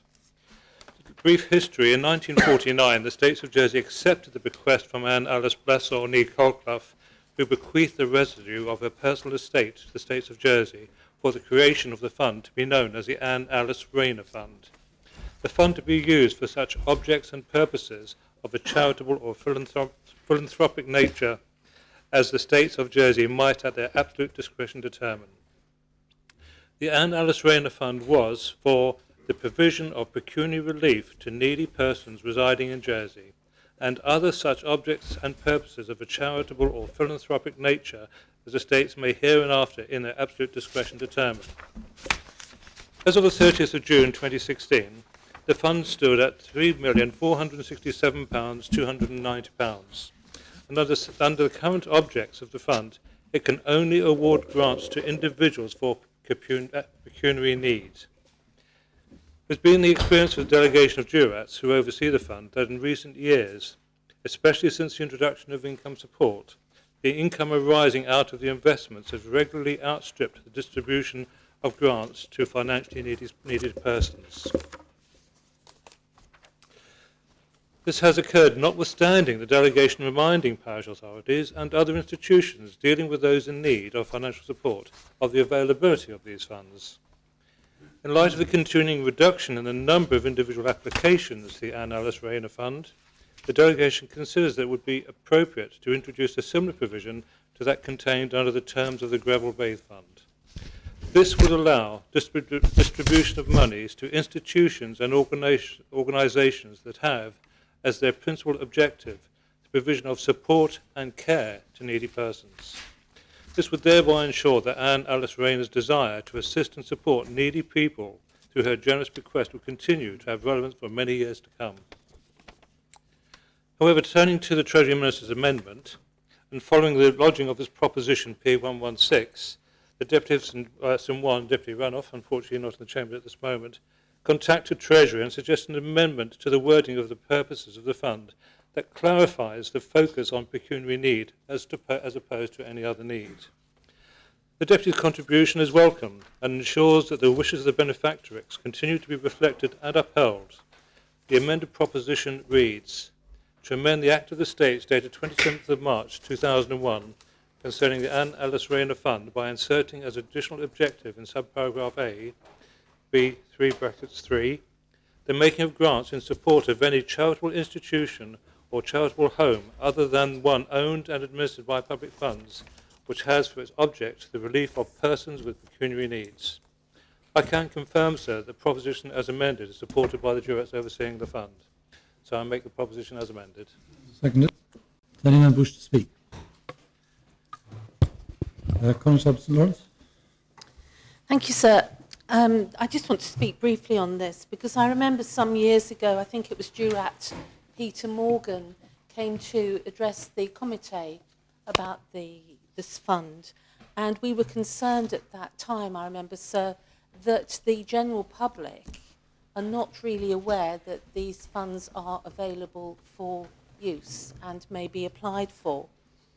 And what I want to know from the rapporteur is how the existence of this fund is actually made known to the general public who may ultimately be beneficiaries of it, and whether there is any way, whether there are any plans to review the way in which it is run.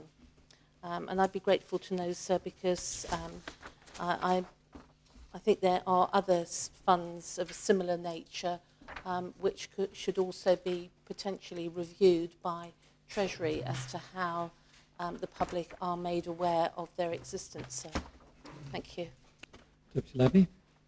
Yes, sir. I think I've got a fairly good grasp of the English language, but I can't remember what pecuniary means. I don't know if you could help me or something. To do with money. To do with money. It comes from the Latin pecunia, pecunia. Thanks, sir. I've had occasion to assist constituents approach the fund, and I hope that it will still be available to individuals who might have fallen through various nets to approach the fund, not just be swallowed up in larger charitable organisations, is where I'm going, Rapporteur.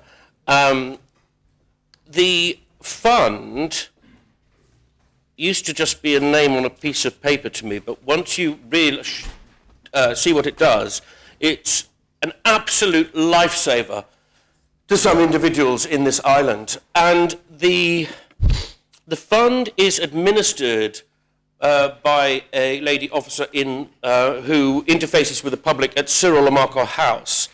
And she is the most helpful, efficient, kind, sympathetic lady you could ever wish to possibly meet.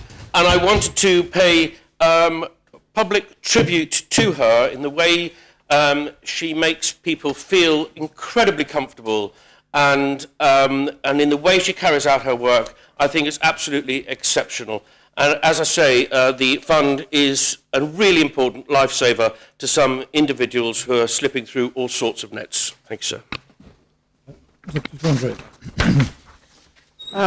Yes, one query, sir, and hopefully the answer will be that it will be in the hands of the jurats or the delegation to consider matters. This just gives them an option of who they distribute to. But I assume there is no intention at all that the grants or the making of grants would not displace grants that already are made by the states. In other words, a grant gets paid by the states, it gets withdrawn on the basis that this particular fund would pick it up. But I presume that would be in the hands of the jurats to keep an eye open for that kind of behaviour. Thanks, sir. The Deputy St Mary. Thanks, sir. Taking up the point made by the Constable St Lawrence, I believe there are many small charities in existence which have wording no longer appropriate for the current day. For instance, I know that some provide for the poor of the parish or those on parish relief. I simply flag the suggestion, sir, that maybe that aspect could be looked into with a view to passing legislation which would embellish the terms of such trusts. Thanks, sir. Any other member wish to speak? Then I call on the Assistant Minister to reply. Thank you, sir. I'm going to start with the second questioner, Deputy Lovey, because it was such a positive response, and I thank him very much for that positive response. And certainly there is a need for wider knowledge. Mostly it's done through the parish halls, but also people like yourself who've made the through the chair, Deputy Levy, who's made it his mission to actually find out where these funds are available from. And he did ask whether there are any other ones. And I'll just read from the list I have here from the Common Investment Fund, sir. Estate of Alisena Rayner Fund, the Rivington Travelling Scholarship Strategy, Estate of Lasela Investment Strategy, Estate of E.J. Balush Investment Strategy, the Don de Fay Trust Fund, the Greville Bathe Fund, Estate of A.H. Ferguson Bequest Investment Strategy, the Lord Portseeker Fund, and the Estate of Rosalind Vincent Investment Strategy. So there are a number of them all being managed through the Treasury, through that very willing and able lady actually in the Treasury Department. So that's hopefully that helps Deputy Levy.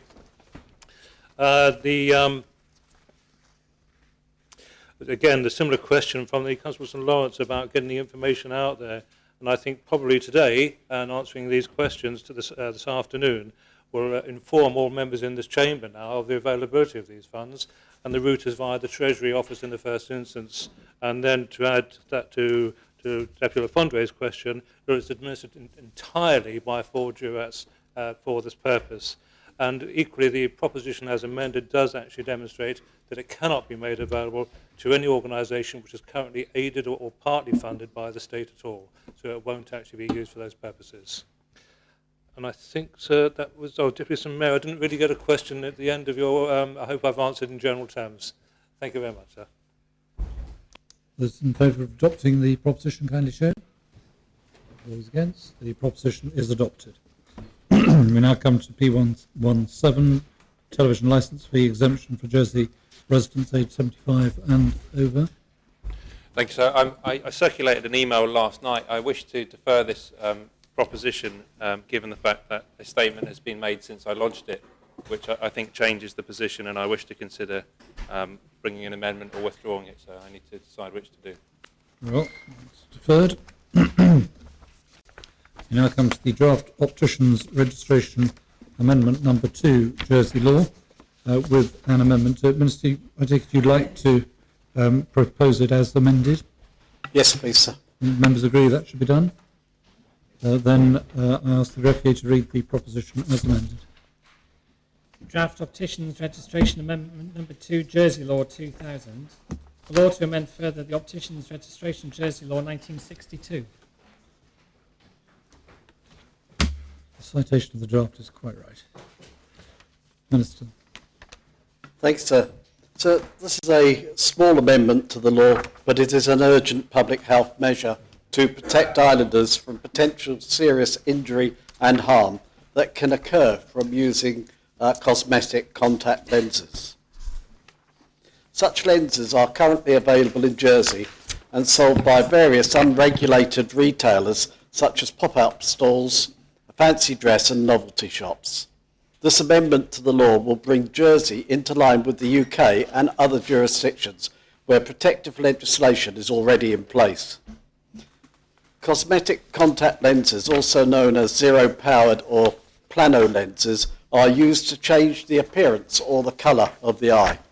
Over recent years, these have become more and more fashionable, particularly with young people. However, if they are of poor quality or not fitted properly, they can cause serious and permanent damage to eyes. So there is a popular misconception that because cosmetic lenses can be brought over the counter, that they are safe, when in reality they are not. So I am advised of at least 3 people in Jersey who suffered eye problems after using cosmetic lenses last year. There is no doubt that poor quality contact lenses are risky.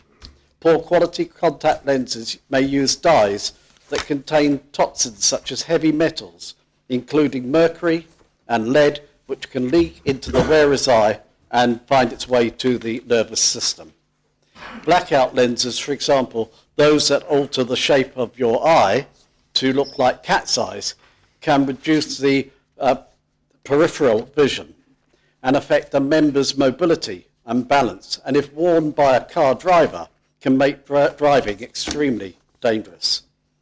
But it is not just the quality of the lenses that are at issue, but also how they are fitted. Cosmetic lenses, like any contact lens, are not a one-size-fits-all product. And if they're not fitted correctly, they can be, as described by one user in Jersey, stick to the eye like a suction cap. So I am advised that the cornea is a very fragile and sensitive tissue. It can be easily damaged, and if this happens, it can lead to serious eye problems, including corneal ulcers and infections. When the cornea is scratched, it is easy for bacteria and viruses to spread, which can cause irritation, swelling and discharge, and life-threatening infections and ultimately blindness. The proposed draft amendment treats cosmetic contact lenses as being the same as prescription lenses, meaning that only registered opticians or doctors will legally be able to supply them to the public. By adopting this amendment, consumers will be protected from avoidable harm in the future. Opticians will make sure that the contact lenses fit properly and that the wearers receive expert advice on how to use and store them correctly. So there are 1 or 2 other provisions in the amendment. The proposed amendment includes some provisions that might be helpful to give members context as to why they were added. The current law governing the restriction of opticians is based on a 1958 UK law, which was updated in 1989 by the Opticians Act. However, in Jersey, we remain substantially unchanged, as in 1962. Our legislation is essentially a secondary registration regime, relying on opticians to be registered by the General Optical Council in the UK. And as part of a larger legislation reform project, it is intended to undertake a comprehensive update of this law and other registration laws and streamline all professional registration under one unifying law.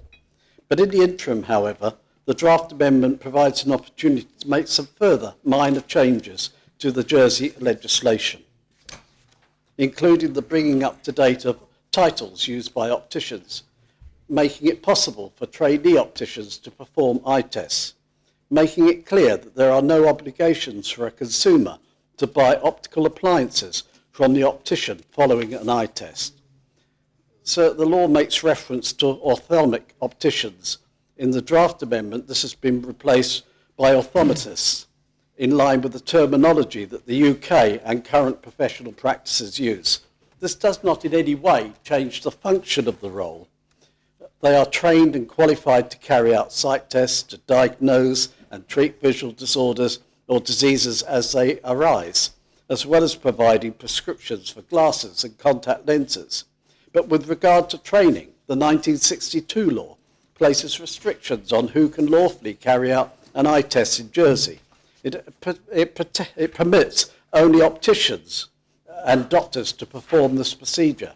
By making this minor change to the law, this proposed amendment will enable local trainees to perform eye tests, so long as they are being supervised by a registered medical practitioner or a registered optician, and that the procedure is in accordance with the professional standards and rules laid down by the General Council. This is a positive step, offering potential for local pre-registration training and opportunities for graduates. The draft amendment also includes a provision providing clarification that the consumer is not obliged to purchase glasses or contact lenses from the person who did their tests on their site. The local Optical Council was consulted about this proposal in the draft amendment and is supportive of the changes. So there are no financial implications other than the fact that the contact lenses, when people wish to buy them, may cost a little bit more for the consumer. So to conclude, this amendment is an essential public health measure to protect islanders from potential serious damage that can arise from using poor quality or poorly fitted contact lenses. So I make the proposition and ask the members to support the principles. Proposition seconded. Any member wish to speak? Deputy Wickenden. Thank you, sir. I think this is a great piece of work going in absolutely the right direction. The Minister in his speech talked about a number of cases of damage being done by using cosmetic-based contact lenses. Does the Minister know if they were bought locally or they were bought online?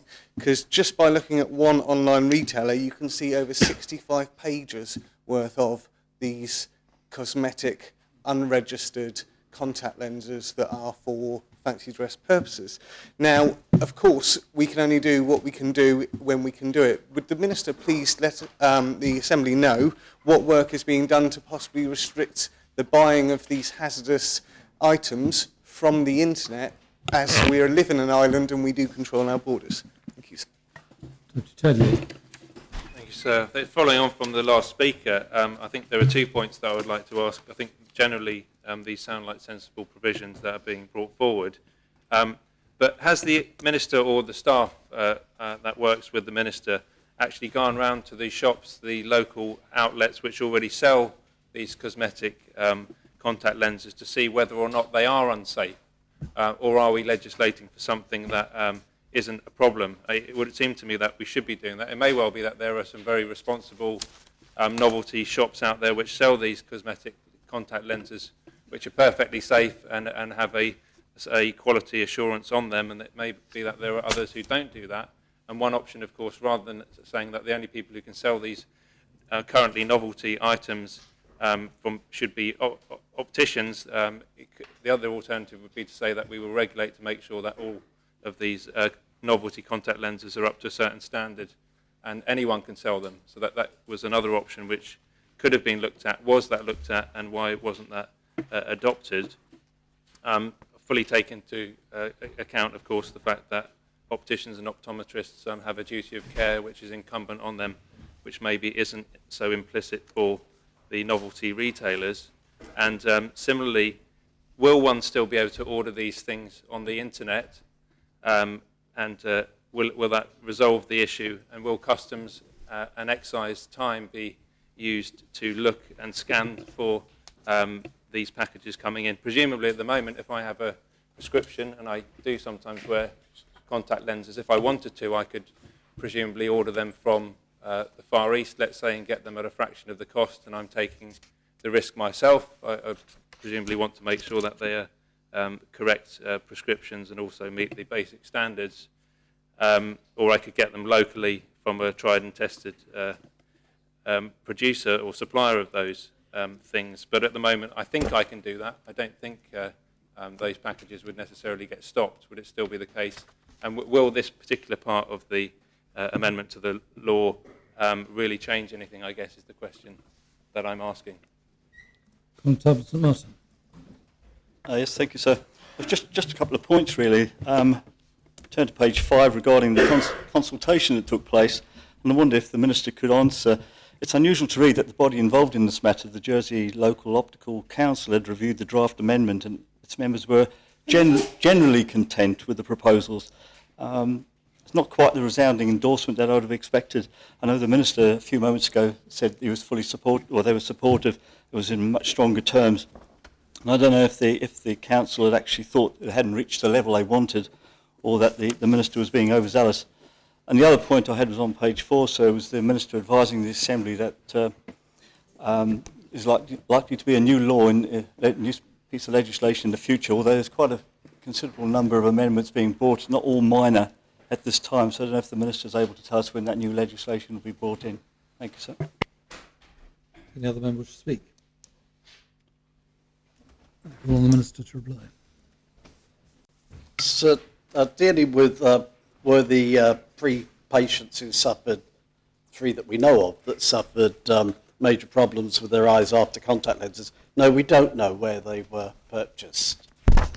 Dealing with the, have we visited and contacted those that sell contact lenses? Trading Standards did that, sir, at Halloween, and did it at our request, although we didn't have to push them very hard to do it. But the point I would make is what I was saying about fitting them. Even if these contact lenses were of good quality, and it is suggested that many of them are not, if they were of good quality, it isn't one size fits all. You do need a qualified person to ensure that you get the right one for the shape of your eye. And those of us that have worn contact lenses know if they don't get it right, it can be very problematic. So the Constable of St Martin's asked me a question about consultation. Consultation took place with the council, and the impression I got, although I wasn't there, the impression I got from officers is that they were very supportive of doing this. But when I say that they were very supportive, of course there was some discussion around the principle of changing to allow trainees to work with, to do sight tests. But overall, that was considered that was the right way to go. And trainees will be supervised, as I said in my opening speech, sir. I was asked a question about further legislation coming along. This is to do really with the whole method of registration for a whole host of different professional bodies, because as I said in my speech, we are the secondary registration system. We expect people to be registered and that they prove to their general counsel that they have the appropriate training qualifications, providing they provide that proof. And we accept that, sir.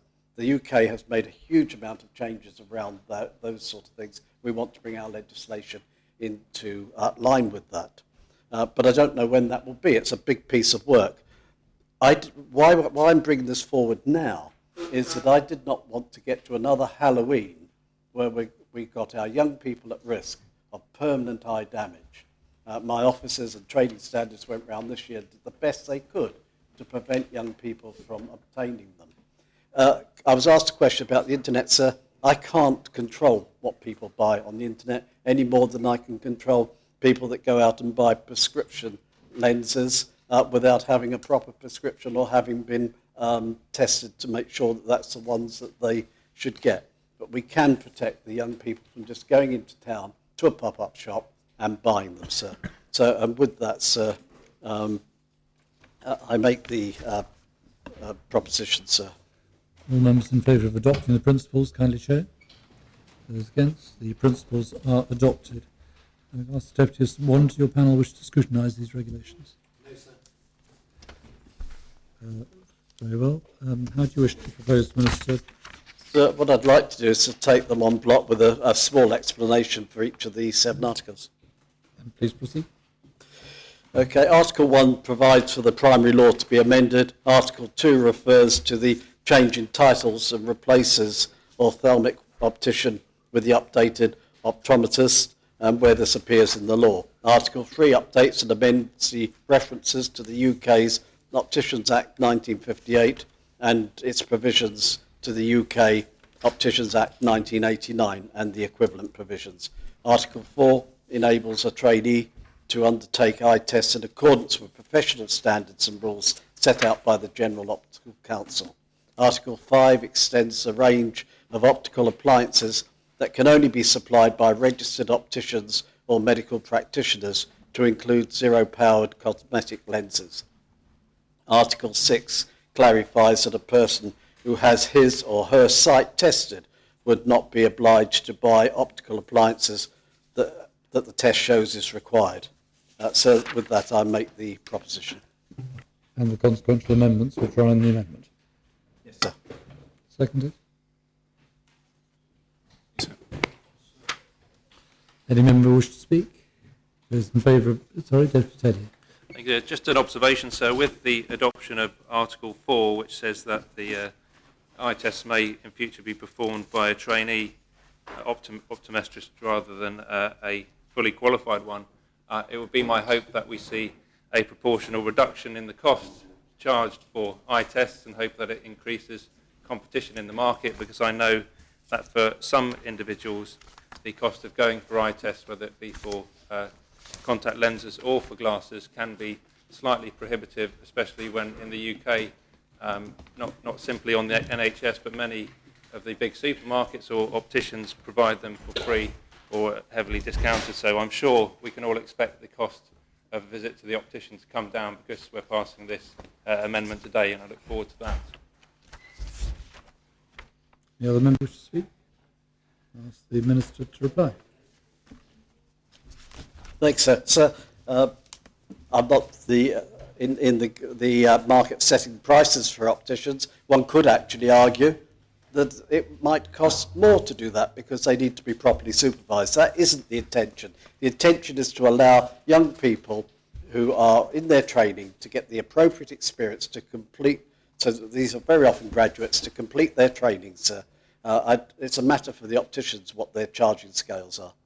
With that, sir, I'll make the articles and ask for the appel.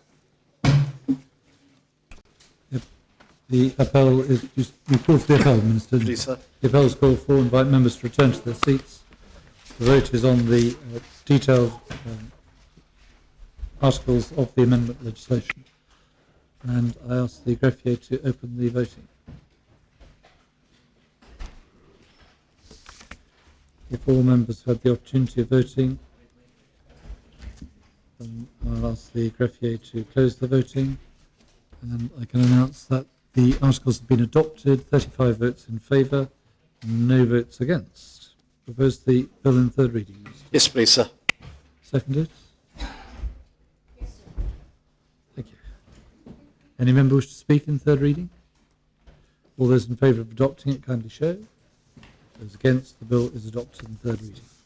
We now come to P121, the Jersey Overseas Aid Commission, reappointment of Commissioner, lodged by the Deputy of Cruville, and I ask the greffier to read the proposition.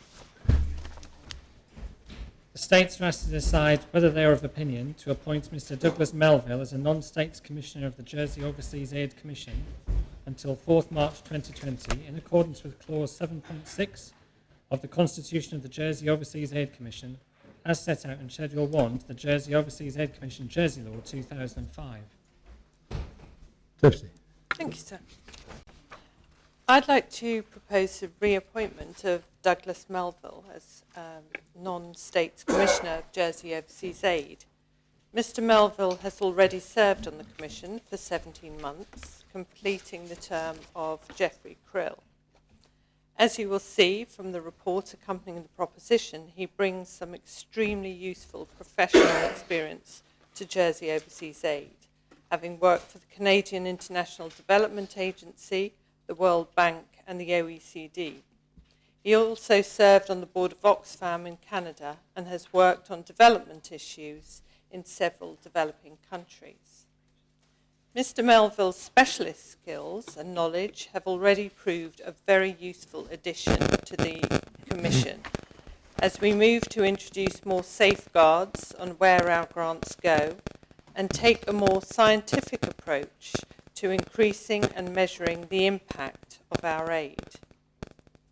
We are using the OECD agreed principles and aid effectiveness and aligning our grant-making programme with international principles of good donorship and concentrating on fewer countries such as Rwanda and the Jersey Cow Project members may have seen, thank you, in the media last week. I would also like to take this opportunity to thank Mr Melville, the other 4 commissioners, including the Connétable of St Martin and Deputy Martin, and others who've helped us where we are today. I think the Jersey Overseas Aid Commission has a very bright future and is rightly a considerable source of pride of our island. Sir, I make the proposition. Proposition seconded. Any member wish to speak? Just briefly, sir, having worked with Mr. Melville as Financial Services Ombudsman, I just thoroughly endorse this appointment, and I think he's a very valuable member and will continue to be so. Any other member wish to speak? Do you wish to reply? No, sir. Could I ask for the appel? The appel is Thank called you. for and invite members to return to their seats. The vote is on whether to reappoint Mr. Douglas Melville as non-states commissioner to the Jersey Overseas Aid Commission. I ask Greffier to open the voting. If all members have had the opportunity of voting, I ask the Greffier to close the voting. I can announce that the proposition has been adopted. 33 votes in favour, no votes against. We now come to the draft Public Elections Amendment number 7, Jersey Law, lodged by the Privileges and Procedures Committee, and ask the Greffier to read the citation of the draft. Draft Public Elections Amendment number 7, Jersey Law 2000, a law to amend further the Public Elections Jersey Law 2002. The state, subject to the sanction of Her Most Excellent Majesty and Council, have adopted the following law. Chairman, you wish to propose the principles? Yes, thank you, sir. Jersey is one of two jurisdictions in the British Isles, the other being the United Kingdom, which is in breach of the European Convention in this area. The committee did look at the possibility of introducing voting for prisoners back in 2012, but decided at that time to take no action. More recently, the Legislation Advisory Panel came to the committee and persuaded us that we should relook at this situation, because we are in breach of the European Convention on Human Rights, and that's not a good position to be in.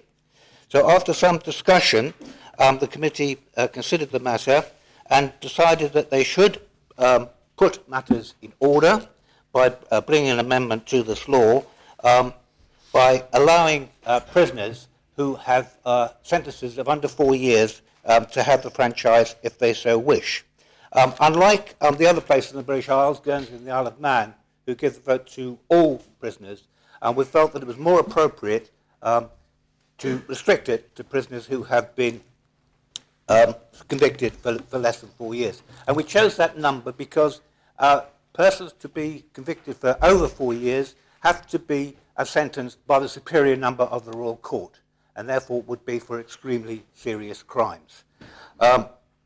So prisoners, if the states agree to this, would be permitted to vote by post or by having their votes collected by the Autorisé at Le Moy. So we do realise that this can be quite an emotive subject, but I would ask members to consider the proportionality involved. If we approve this today, we are doing it voluntarily and we are doing it on our own terms. If we don't do it, one day the UK will put their house in order and bring in appropriate legislation. And that time, if we still haven't put our own house in order, they will require us to do so, perhaps on their terms rather than ours. And I also ask members to consider this. Currently, there are 27 prisoners in Le Moy who could qualify for the franchise under this proposed legislation. Probably very few of them will, but 27 would be able to. And quite I don't think that can be disproportionate in putting our house in order to make sure that we are compliant with the European Convention on Human Rights. And I propose the principle, sir. Proposition seconded. Sir.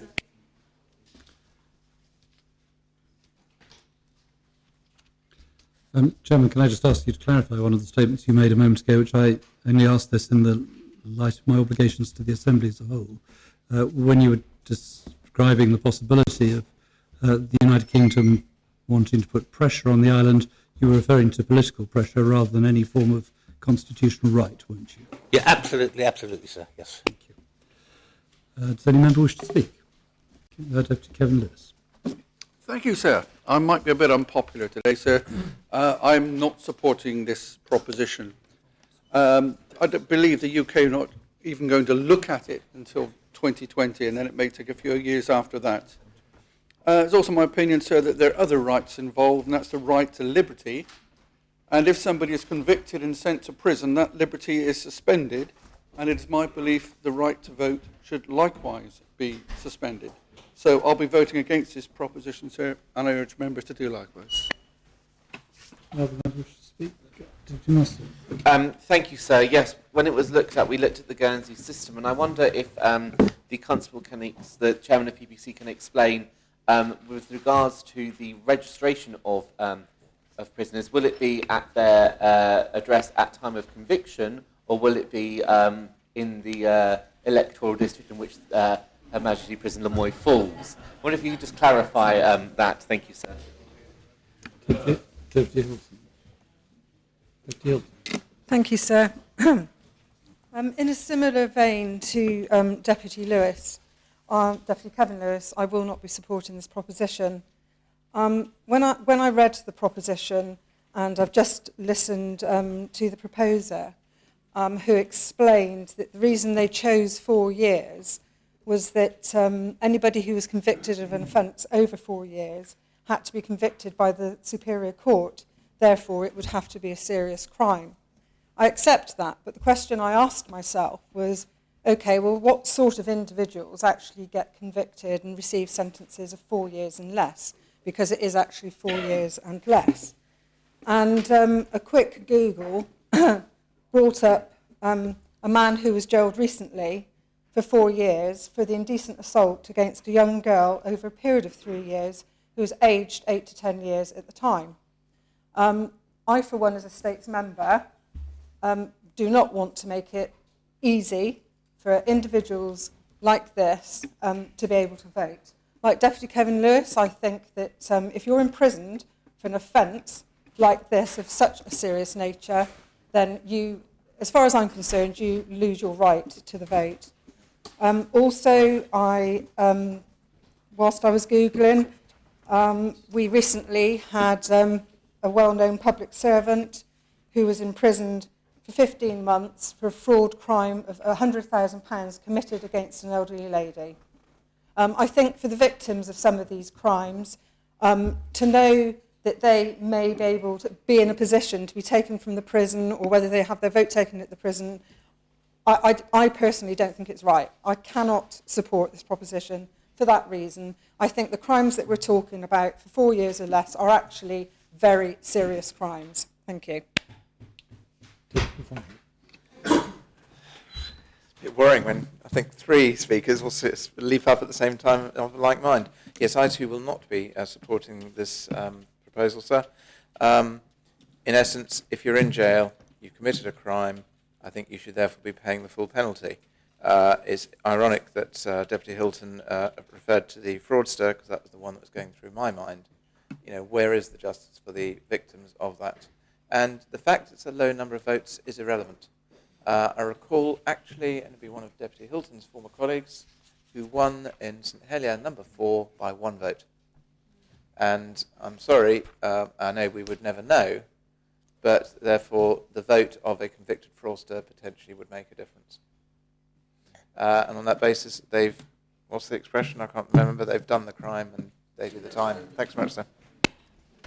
Deputy Mezek. Thank you, sir. I will be supporting this proposition. Before us, we have a vote, which is essentially a vote to say, do we want to abide by the European Convention on Human Rights or do we not? It is a blanket issue like that. The European Court of Human Rights has said that it is not in accordance with the principles of the Convention to have a blanket ban on all prisoners voting.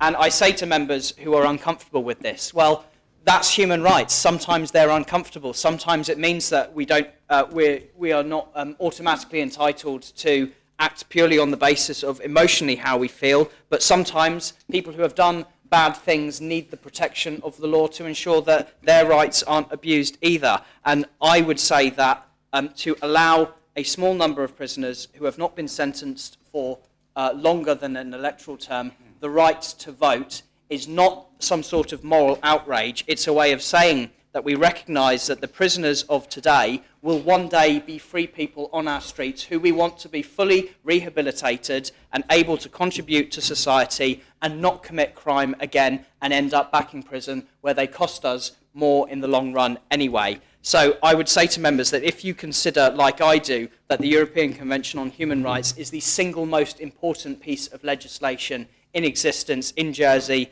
and in the wider continent, then you must surely have to vote in favour of this proposition, because to vote against it is to say we're happy for Jersey to breach the ECHR, and I think that would send all the wrong signals out there to the rest of the world. We should be at the forefront of implementing the highest standard human rights regulations, and I believe that the Chairman, everything he said in his opening speech was right, and I hope members will support this.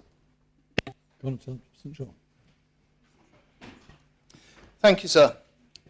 I love this banging of the human rights drum. With human rights come human responsibilities.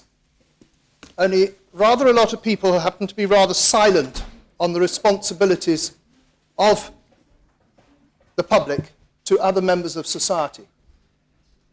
The reason why somebody is in jail is because they have failed their responsibilities to be law-abiding. And therefore, for that reason, they have themselves elected to be disenfranchised. The second issue, and I think that this is also a very important issue, how can somebody, this assembly, makes the laws of this land.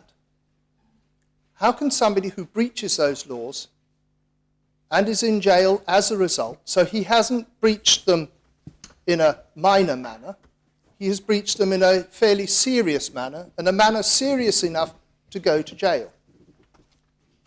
How can he then elect those people who create the laws that put him there in the first place? It is not right for that to happen. Coming back to the subject of human rights, it's very interesting that ECHR, whoever they are, the European Court of Human Rights, have ruled that it's acceptable in Italy that people serving a jail sentence of more than 3 years can be disenfranchised and not vote, but those serving less than 3 years can vote. It's black and white, and the moment you start blurring that line, then you are in deep water. They've accepted the principle that somebody in jail shouldn't vote. If we start introducing a distinction as to 1, 2, 3, 4 years in jail, then you are blurring that line. It's quite distinct. You've gone to jail because you have failed society and you have broken the law. And with that, you lose the right to vote. And I would urge members to vote against this proposition. Thank you, sir. Thank you, sir. And the previous speaker has engaged with a juxtaposition of human rights with human responsibilities, which is, in my opinion, completely wrong. You don't lose your human rights, for example, the right not to be tortured, or, in fact, the right to vote, necessarily because you don't properly fulfill your obligations. That's not the situation we're in. So that false analogy doesn't actually work. The fact is that human rights are exactly what they say. They are rights. They belong to you on capacity of being human. Full stop. There's no precondition in that. There's no, yes, but. They're rights. It's one of those occasions where you think that you've been around long enough, because I remember discussing this on a previous PPC or some such body, along with Deputy Martin, a considerable number of years ago, maybe 8, 10 years ago, and deciding that it was so unpopular then, we couldn't possibly bring it to the States because it was going to get kicked out. I sincerely hope that this time, just by the passage of time, that this body of representatives, of members, has more wisdom than that previous body which rejected it out of hand, or so it seemed was about to reject it. I sincerely hope and fully support that we attune ourselves to the ECHR and vote for this proposition. Thanks, sir. I forgot who it was that said to me, I think it may be an Assembly member, who said that prisoners are some of the most honest people you will ever meet. And it's strange that we have this juxtaposition where we say we couldn't possibly give prisoners the vote to choose the esteemed elector, the people who sit in our esteemed Assembly, because obviously you wouldn't want criminals, liars and thieves selecting who gets to sit in this Assembly, because we might end up with criminals, liars and thieves in this Assembly with all sorts of public money going astray. That's just an observation I was thinking about, but certainly I know when I went up to the prison as part of the review to do with the Board of Visitors, they were very forthcoming and to the point where I think you could trust what they were saying on a whole host of issues. There seems to be some kind of idea that this is a punishment by saying that taking away prisoners' vote in Jersey, which already has one of the lowest turnouts for elections anyway, it's down to 35% across the island, but it's down to less than 20% in certain elections and by-elections, even for senator in the whole island and certainly in St Helier. Take away their vote, that will teach them, won't it, to be responsible citizens and not to break the law in future. The way I look at it, I remember watching a question time in my formative years as a student over here at secondary school, and there was a Liberal Democrat speaking, probably with a similar tie to what I'm wearing today, similar colour, and he was saying, I'm a Democrat, and it might lead to some uncomfortable conclusions. They were debating the old chestnut of prisoners' rights, and he says, I'm a Democrat, I believe that voting is a human right, I think, and we can't be selective about who we give our human rights to. We do punish prisoners once they've been convicted of a crime, and we do that, in this case, by putting them in prison. That's the punishment for their crime. We cut them off from the rest of society. We say that we take away your freedom, your liberty, that is your punishment. Now, we could ask about what else we could take away from them. The individuals who stand up and say, I'm not going to be very popular in saying this, but I don't think that prisoners should have a vote. It's actually a very populist position to take, because I think there's no shortage of members of the public out there who think you can't possibly give prisoners the vote because they're criminals. And I think that's a slightly short-sighted view. I think that probably in the first case, they're already disenfranchised anyway. The people who end up on a life of crime is not because I think people are inherently evil necessarily, it's because they've made bad and often marginal life choices which end them up in difficult circumstances. I think there's another philosophical problem, though, with this. It's the one to do with the, the subjectivity and the relativity of what's considered criminal now will not be the case in the future. And that was certainly the case in the past. I mean, there were crimes in the past which were considered prisonable offences which are no longer the case today. We can look at one issue, is that of homosexuality, which not even that far back in the future, people could end up being put into prison or into mental asylums. Some very high and well-known cases of that, of course. The Enigma film, which came out not so long ago, you had one of the greatest minds, a national hero, somebody who should have been a national treasure and honoured for his work in breaking the Enigma code, ended up actually being put in a mental institution when there was nothing wrong with him. And his vote presumably would have been taken away from him. We have individuals today who are locked up at the prison for things which many people in society who are law-abiding normally actually believe should not be criminal matters. one example of those is drugs offences. How many people locked up at Lemoy Prison are there for, you could argue, relatively minor drug offences, because we as a government, you could argue, has failed to come to grips with a modern approach to drug regulation and enforcement. There are other countries where it's possible to walk down the street or sit in a cafe with a marijuana cigarette, pure or otherwise rolled, and that's perfectly legal. And I have no doubt that in Jersey that will also be the case, certainly within the next 50 years, if not in the next 20 years.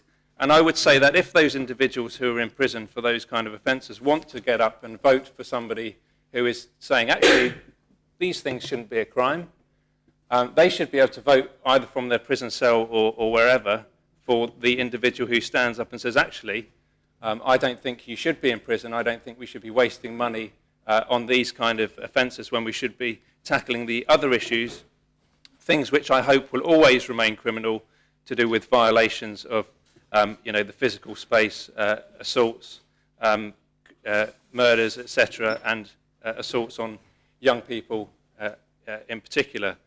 I would hope that those kind of crimes would always remain objectionable to all right-thinking people.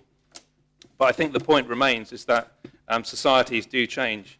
And by all means, if we think that penalties are not tough, and I perhaps look at Deputy Hilton in saying this, and I certainly agree, when you read through the newspapers, although we're not always subject to all the information that are made in the deliberations of the courts, it does seem that some crimes get overly punished, which are perhaps quite harsh sentences compared to others, which seem on the surface to be deeply objectionable, where people get away with a relatively light sentence. And I think that there are issues there that need to be looked at. But of course, I think it's completely misguided when we say by simply taking a vote away from an individual, that's a punishment which is proportionate. I don't think that is the case. I think you cannot choose as a society who we give the vote to and who we don't. I think crime is a societal issue, and we all have to take responsibility for that. And so I'm quite comfortable in supporting this proposition today.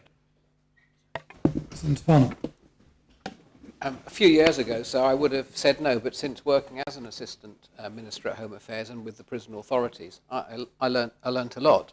And of course, it's not so much about or the future behaviour of our society is about making sure, in most cases, and I accept Deputy Hilton's point that when certain offences have been committed, perhaps some prisoners are beyond redemption, but it's important that we help to rehabilitate and bring prisoners back into society, or even keep them in society in the first place. So I think I'm going to support this, although I will draw the line at having a senatorial hustings at the prison. Yes, thank you, sir. It's one of those debates that maybe members might be persuaded to change their view after they've heard the debate. I don't know. But I thought it was actually one of those debates that didn't need to be debated. It's something that we have to do because of human rights, the human rights issue, a no-option debate. And I don't think we should be picking parts of the human rights legislation that we agree with and other parts that we don't. I don't think we're allowed to do that, really.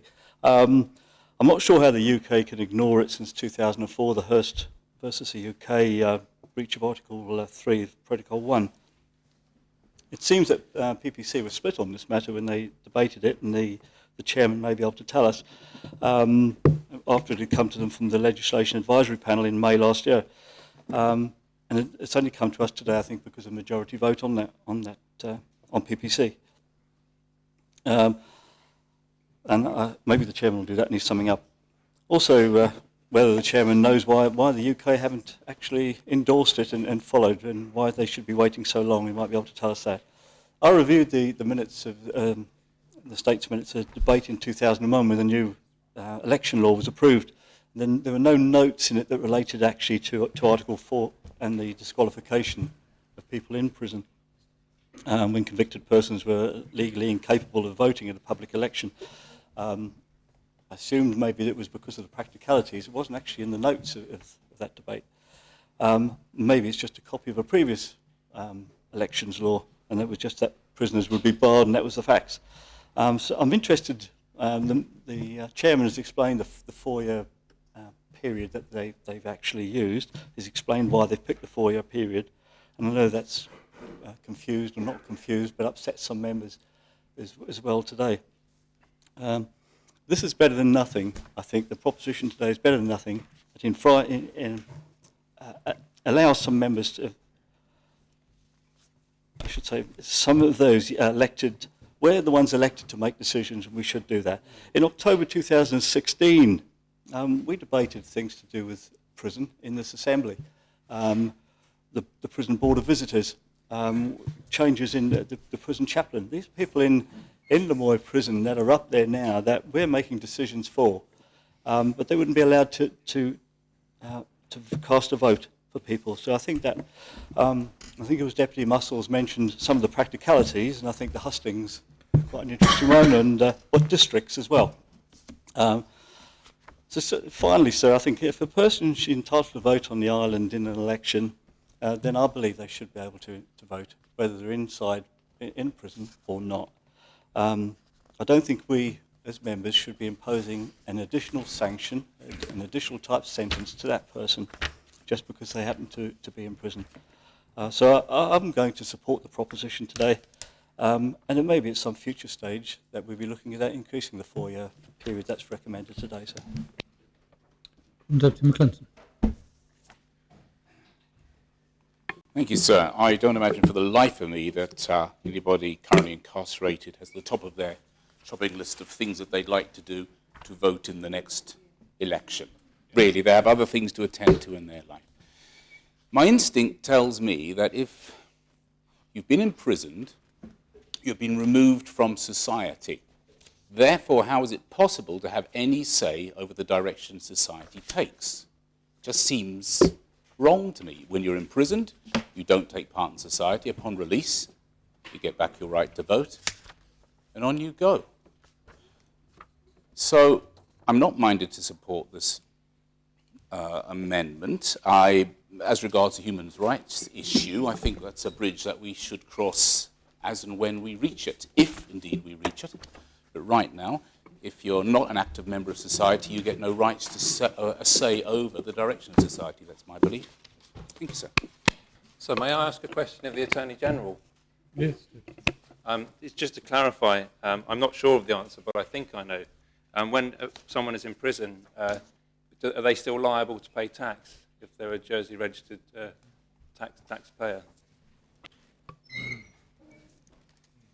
I believe that they are obliged to do so. Whilst I'm on my feet, perhaps I could say a few words about this proposition. As Sir has been said, the European Convention on Human Rights in plain terms holds that the parties must hold free elections at reasonable intervals by secret ballot under conditions which will ensure the free expression of the opinion of the people in the choice of the legislature. And the position is that although contracting parties have a margin of appreciation in terms of their domestic discretion, it has been held that it is not proportionate for there to be a blanket ban on prisoner voting. And that being the case, if someone at Lemoy were to issue a challenge in the Royal Court under the human rights law, then there would be a finding on the case law that our domestic law is not compatible with this jurisdiction's human rights obligations.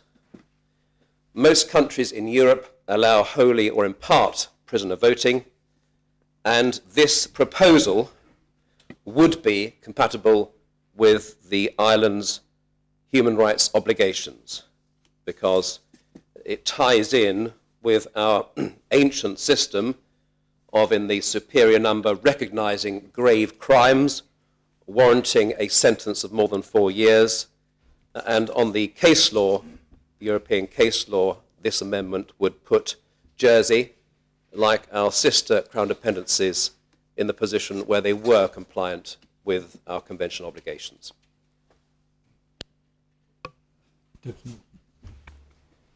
Thank you, sir. An interesting debate, and one where I dare say everyone will have their own personal thoughts and feelings. I've listened with interest and with an open mind to this. I take note of what the Constable of St John has to say with regard to those who have chosen to disenfranchise themselves from society and have lost their liberty. By the very follow-through of that, then, they are, if we are not to allow them the vote, continuing that disenfranchising and exacerbating it. The word rehabilitation comes to mind. Do we believe in rehabilitation? Do we believe in people making amends for their misdemeanours? Do we truly believe that we should rehabilitate people so that they can become members of society again? Or do we believe that we lock them up and throw away the key? And that they can no longer partake, and if you said yes to that, they should no longer partake in society ever again. They've got rights. A right to clean water, a right to heating, a right to choose a religion, a right to some education, a right to rehabilitate themselves and to be assisted in that rehabilitation because they weren't able to assist themselves when they were part of society. And once I followed that through, and followed that through to the end, there is no way that I cannot support this. I understand that people will have frustrations for those that may be incarcerated because they committed a crime which, although it is under 4 years of sentence, is serious, and there have been some serious examples. But if you believe in any form of re-education, in any form of rehabilitation, in any form of former prisoners becoming part of society again, then I would suggest that you might want to consider your thoughts on this. I personally will be supporting this. Thank you.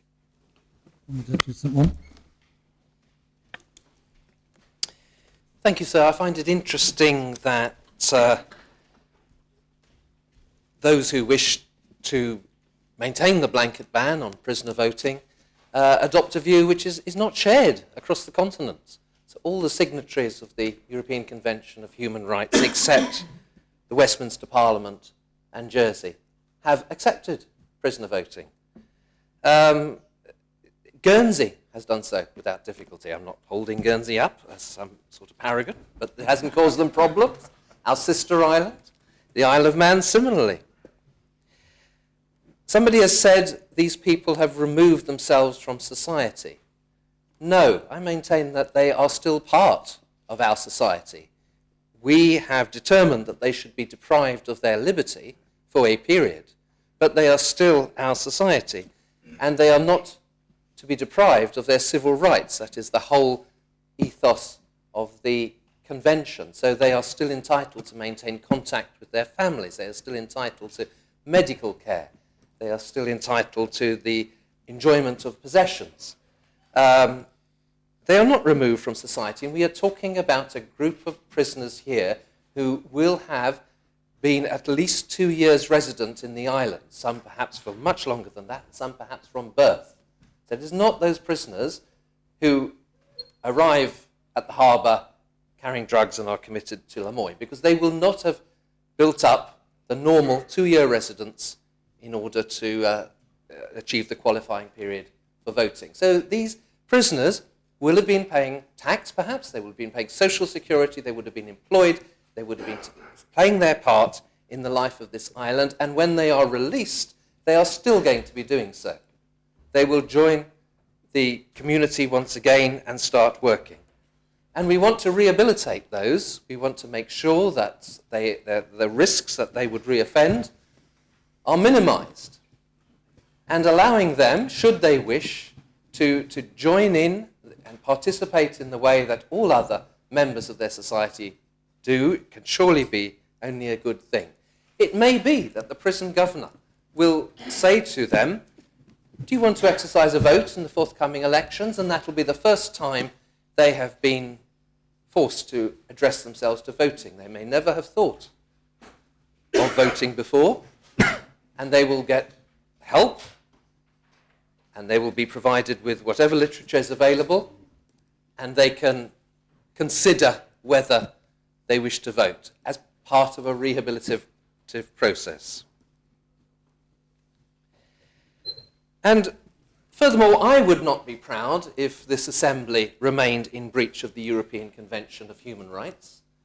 We live in a global world, and the progress that has been made in establishing those rights over the last couple of generations is something to be applauded, and in which the United Kingdom was a principal player. And given our links to the United Kingdom, I think it's shameful that the Westminster Parliament has not yet addressed this, and I would not want to follow on its coattails and be part of a legislature that has decided to remain in breach of the convention. It would send the wrong message, and I think, as the Attorney General has said, would open up claims that could be made to the Royal Court here for the island not having provided the human rights that the Convention requires. Such claims have been made in England, and the courts in England so far have said, wait, they don't give any remedy because it has been said that the Westminster Parliament is considering the question, but the Westminster Parliament is kicking it into the long grass. So it's very likely that those sort of claims will be made once again, and it could be that the courts would start awarding damages to people who have been deprived of their human rights. Because, of course, the courts cannot give a vote, but the courts can impose damages. And it would be a shameful situation if an application was brought before our Royal Court, and the Royal Court found itself in the position of having to declare that this island was in breach of its obligations internationally, and having to award a prisoner a sum of money for a refusal to enact a civil right. We don't want to get into that situation, I suggest.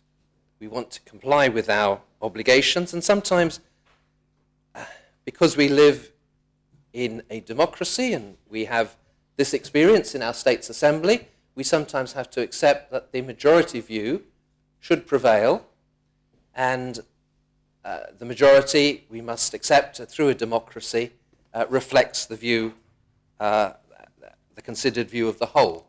And in the community of nations, the considered view is that prisoners should have a right to vote, or at least proportionately be allowed. So a blanket ban, indiscriminately, without considering whether or not it is appropriate, a blanket ban is inappropriate. The proportionate measures that have been proposed by BPC, I think, are sensible and could not be questioned internationally because they build upon a established, verified procedure we have in the island of referring serious cases to the Royal Court for sentencing of more than 4 years. So I would urge all members to adopt this proposition, which I think is the only sensible route to proceed. Otherwise, we will find ourselves in a few years to come in a much greater mess. Thank you. Senator Ferguson. Just a sort of query, sir. First of all, perhaps the proposer will confirm that I'm correct in thinking that the position the Court of Human Rights, Human Rights Law, there was no vote for prisoners anywhere. And I do wonder, perhaps the AG can, the Attorney General can explain, is the acceptance by the continent because their law is derived from Roman law, and the Romans weren't terribly hot on human rights. And the UK law is derived from Magna Carta, Bill of Rights, with dashes of levellers, chartists, and so on thrown in. And the UK also had habeas corpus, which didn't exist in Europe. I wonder if the Attorney General could just put my mind straight on that one. Attorney? Well, it might be a very long answer to deal with all those points. But in relation to the first question, I think that it's right to say that in some countries, prisoner voting has never been banned, notwithstanding the fact that the European Convention is a post-war convention. And I think it's right that in one of our sister crown dependencies, there's never been a rule against prisoner voting. I'm not sure which one, but I'll find out today or first thing tomorrow and let you know. But the position is, as you say, that the origin of the laws of England and Wales is common law. Jersey is customary law, which is largely traditionally based on the custom of Normandy, which itself is in part Roman law based. But in relation to the European Convention on Human Rights, that was drafted principally by British lawyers for the purpose of ensuring that there was human rights compliance, particularly in the Eastern European countries, the newly independent countries, at the end of the Second World War. And I hope that answers some of your questions. Sandra, have you finished your speech?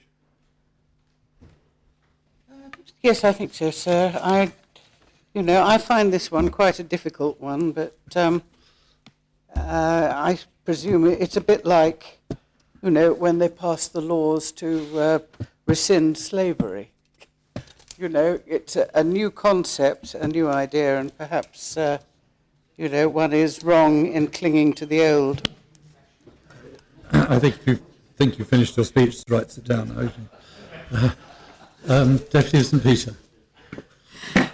Thank you, sir. I rise to speak on this proposition, given that I have political responsibility for the PRISM. I'm very pleased that PPC have brought forward this amendment to the Public Elections Law. I think it's well researched, considered and balanced, and I'm glad to be able to join those who have expressed their support for the proposition today. If I could just deal with the human rights element of the subject also. Whatever people's views may be on the principle of the matter, legal advice is clear that Jersey is currently in breach of Article 3, Protocol 1 of the European Convention on Human Rights, and that's a convention which the island is signed up to. As the Minister for Home Affairs, it is simply not possible for me to vote in a manner that would lead to the island continuing to be in breach of an international agreement to which we are signed up. This is reason enough for me to support the proposition, although it's just one of a number of reasons and arguments that that lead to me voting in favour today. As members are also aware, the European Court of Human Rights does not require that all prisoners be given the vote. It's been made clear that human rights notes accompany the proposition. The notes make reference to the Italian approach of linking disenfranchisement of prisoners to the gravity of offences, and therefore I commend PPC for arriving at a very reasonable balance in their proposition by extending the vote only to prisoners who are sentenced to less than 4 years. The logic's clear. Any sentence of more than 4 years can only be issued by the superior number of the Royal Court, which the Deputy of St. One has reminded us. And this indicates a serious crime and justifies the individual being sentenced losing their right to vote for the duration of their sentence. This is not to say that crimes sentenced to a period in prison of less than 4 years aren't serious. All crimes are serious. But given our international obligation, this represents a clear and coherent direction. I think that many islanders will also be reassured that only those individuals sentenced to less than 4 years who are already entitled to vote will be enfranchised, another reasonable criteria to have in place. I think we should also give consideration, sir, to the general manner in which we treat those members of our community who are in prison. Under the leadership of the current prison governor, who has done an excellent job, and indeed I'd like just to mention to the Assembly today that in the New Year's Honours list he was recognised for his hard work and will this year receive an MBE. Under his leadership, sir, great progress has been made and continues to be made towards focusing on rehabilitation of offenders. It's increasingly being seen that to deprive someone of their liberty for an offence they've caused against society is, in most cases, punishment enough. The objective of prison should be to release an individual who, by the end of their sentence, is ready to form a constructive part of society once more. I think it's generally fair to state that anyone who's sentenced to less than 4 years in prison is far from beyond the potential of being rehabilitated. Equally, I'm not trying to argue that giving those individuals the right to vote will make the critical difference in whether they end up being properly rehabilitated or not. It's also part of the overall manner in which such individuals are treated.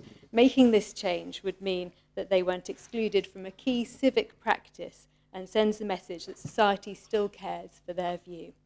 So it's therefore, sir, for 3 main reasons: the human rights argument, the balanced and logical approach of the proposition, and the contribution that we'll be making to assisting their rehabilitation, that I'll be supporting this proposition today, and I urge other members to do so. Senator Rosa. Sir, I just would like to clarify. I am still and was a member of PPC, a ministerial appointment, and I would just like to clarify, because I think it's an important point, the situation with probation and parole. It is an offence that is for only for 4 years, and it has to have the requisite qualifications, as wisely said by the Deputy of St Juan and the Constable of St Martin. But can I just confirm what the situation is with somebody that is convicted for an offence for 4 years, but then gets parole?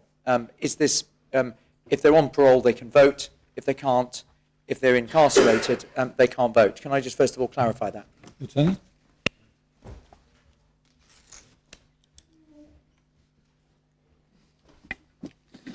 So presumably the question is in relation to prisoners who receive a sentence of more than 4 years and are released before the end of that sentence. And the position is that under the amended Article 4, a convicted person during the time that he or she is detained in prison in pursuance of a sentence of imprisonment for a period exceeding 4 years. So accordingly, sir, when a long-term prisoner, so a prisoner sentenced to, let's say, 12 years imprisonment, is released on licence, then that person would be eligible to vote on their release. Looking at the wording of Article 4 as it will read after amendment, as at that stage they will no longer be detained in prison. And so may I just, for point of important information, is that in the United Kingdom there is parole that is normally, I won't say it's automatic, but it's different than that in Jersey, in that it is 50% of a sentence versus, in Jersey it's 2/3, after 2/3 you can be eligible for parole subject to appropriate arrangements, or 50% in the United Kingdom. May I just confirm that's correct? Generally speaking, sir, that's correct. There are specific provisions for early release in certain circumstances, but generally one serves 1/2 of the sentence in the United Kingdom for most offences and 2/3 in Jersey. Certainly for short-term prisoners. I think that in England and Wales, for long-term prisoners, they may serve closer to 2/3. Thank you for that clarification. So you were looking rather, you were shaking your head, sir. Well, it's the use of your word parole, which is something we don't have over here, as far as I'm aware, and that was what was troubling me. Release is on licence. Release on licence. I should clarify as well that it is a release on licence, and any offending during the course of the licence makes any prisoner liable to recall to prison for the balance of their sentence. And perhaps, Attorney, go on to address the question of the remission for good conduct. and therefore the two-thirds rule, which is not a remission thereafter on licence. Yes, sir. I didn't want to produce a very long but answer. it's just there is a confusion in the question. I think members are entitled to know what the position is. Well, the position is that generally prisoners are released on licence, having served two-thirds of their sentence. But there are provisions for earlier release under home detention in Jersey, and release on subject to not home but curfew. There are provisions for earlier release than that, but they're quite complicated. If the Minister wants further details, then I can provide them tomorrow morning. But generally, release on licence occurs after two-thirds of the sentence. Sir, if there is a difference between the United Kingdom and Jersey in the vocabulary, then fine. But the spirit of what I'm saying is correct, that you are released subject to provisions. Licence in Jersey, parole in the United Kingdom. I think that I'm right in saying that that is similar. First of all, I absolutely support the proposal brought by PPC. And the reason why I asked that question, sir, is because it shows that if you have been on licence in Jersey, then you can vote. If you are not on licence, you cannot vote. Now, licence is equivalent to prison in many ways, because you have to undertake you have to undertake probation, etc. And you are being integrated back into society. And that is, I think, the right thing. And so therefore, it must follow then, if you are on the liberal side, and I welcome the statistics that I see from the prison, where there is now less people in our Jersey jail than there used to be. There was a statistic that said that Jersey had the highest incarceration of any jurisdiction anywhere in Europe, apart from Romania at the height of Ceausescu. That was something I was always uncomfortable with. That was a fact. It seems that there has been work done in order to change that for whatever reason, either lack of criminality, etc. So the point remains that this is the right thing to do, and I offer members the additional point of information that there is a disconnect between apparently you are not let out if you are on licence, you are still serving a sentence, and you are free to be recalled to prison if you do a misdemeanour or anything else. But you can vote.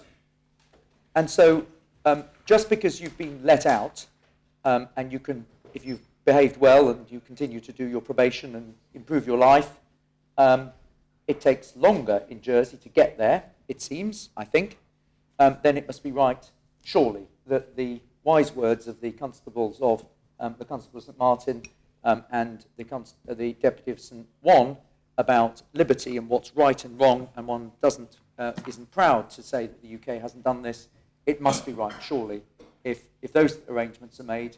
And it's just really showing the sort of hue of the tableau of sort of incremental arrangements that have been put in place. At the end of the day, I believe in reform. I believe in not getting people into prison, and if people do then they should be, A, given help and rehabilitation, which there's excellent work going on in the prison governor, and excellent work in the probation service, and excellent oversight of that. And we should be proud of that, and I think that if anything is going to get members back into society feeling proud, many people in prison are failed risk takers. They actually have no self-worth. Well, giving them the vote is giving them self-worth in some sense, and it shouldn't be the sort of flog them, hang them, and throw away the key approach. It should be rehabilitation. Everybody can be rehabilitated normally, and they should be so. This is a step in the right way, and I urge members to support the proposition of the Privileges and Procedures Committee. Ron Deputy Bree. Thank you very much, sir. We've heard some very sensible and well-phrased arguments on both sides of this particular issue. But I think possibly we need to step back a bit and try and distill down what we are talking about. And I think it falls into three areas: ideology, principle, and message. Now, to explain what I mean, ideology. The great store has been placed on the ruling of the European Court of Human Rights in the case of Hurst versus the United Kingdom in 2004. The proposer of this proposition would have us believe that unless we adhere to the ruling, basically we will be forced into doing something. Since 2004, the UK government has not done anything about this ruling. And therefore the UK government is essentially in breach of the European Convention on Human Rights. And yet no evidence is given to us to understand, well, what has happened since 2004? So I think we should more look at, whilst we all support the basic principles and rights provided under the European Convention on Human Rights, we also have to ask ourselves the question, are we a self-determining assembly or not? How do we want our society to be run for the benefit of law-abiding citizens? So then we move on to the question of principle. And by principle I mean, what is a law? Well, a law really is a set of rules that people live by, that have been accepted over probably countless hundreds of years, developed, honed, changed, but it is the set of rules by which we as a society wish to live under. Now those rules give us rights within the society that we choose to live in. So what is a criminal sentenced to prison for? Essentially, breaking that set of rules. Now, I know, sir, I am probably simplifying the law exceedingly, and I apologise for that, but I think it's essential to looking at this particular debate. Now, if you break a rule or a law, you are sentenced to a custodial sentence, which means you lose your liberty. But surely, by losing your liberty, you should also lose the right to vote on how that society continues to operate whilst you are in custody. Why should a convicted criminal who is serving a prison sentence have the right to vote and possibly change the nature of the society which he or she has wronged against? I'm afraid I find that a very, very difficult concept to agree with. And also, by principle, it is a question of, do we believe that the law or rules should be adhered to? I think we all do. We, effectively, are lawmakers here. So should somebody who has broken the law and received a custodial sentence be able to elect somebody who might change laws? I say no. Not certainly for the period whilst that person is in custody. Now, we have heard the argument, very well put, that somehow to deny prisoners the right to vote will impact on their rehabilitation. I'm sorry, sir, I cannot see how that will happen. Rehabilitation is a very important part of any custodial system or prison system. But not having the right to vote, I cannot really see how that impacts on that particular prisoner's rehabilitation. And therefore, I'm afraid I do not adhere to the argument to rehabilitate, they must have the right to vote. And then finally, I think the last part, what I wish to say, sir, is message. Message, two parts of a message. One is, if in this society you break the law to such an extent that you receive a custodial sentence, there are certain rights and liberties that you will lose. It's as simple as that. And one of those, sir, I believe, is that you will lose the right to vote in that society to determine how that society continues and develops into the future. Once you have served your sentence and your conviction is spent, and hopefully you have been rehabilitated, then you will regain the rights the same as any other member of the society that you live in.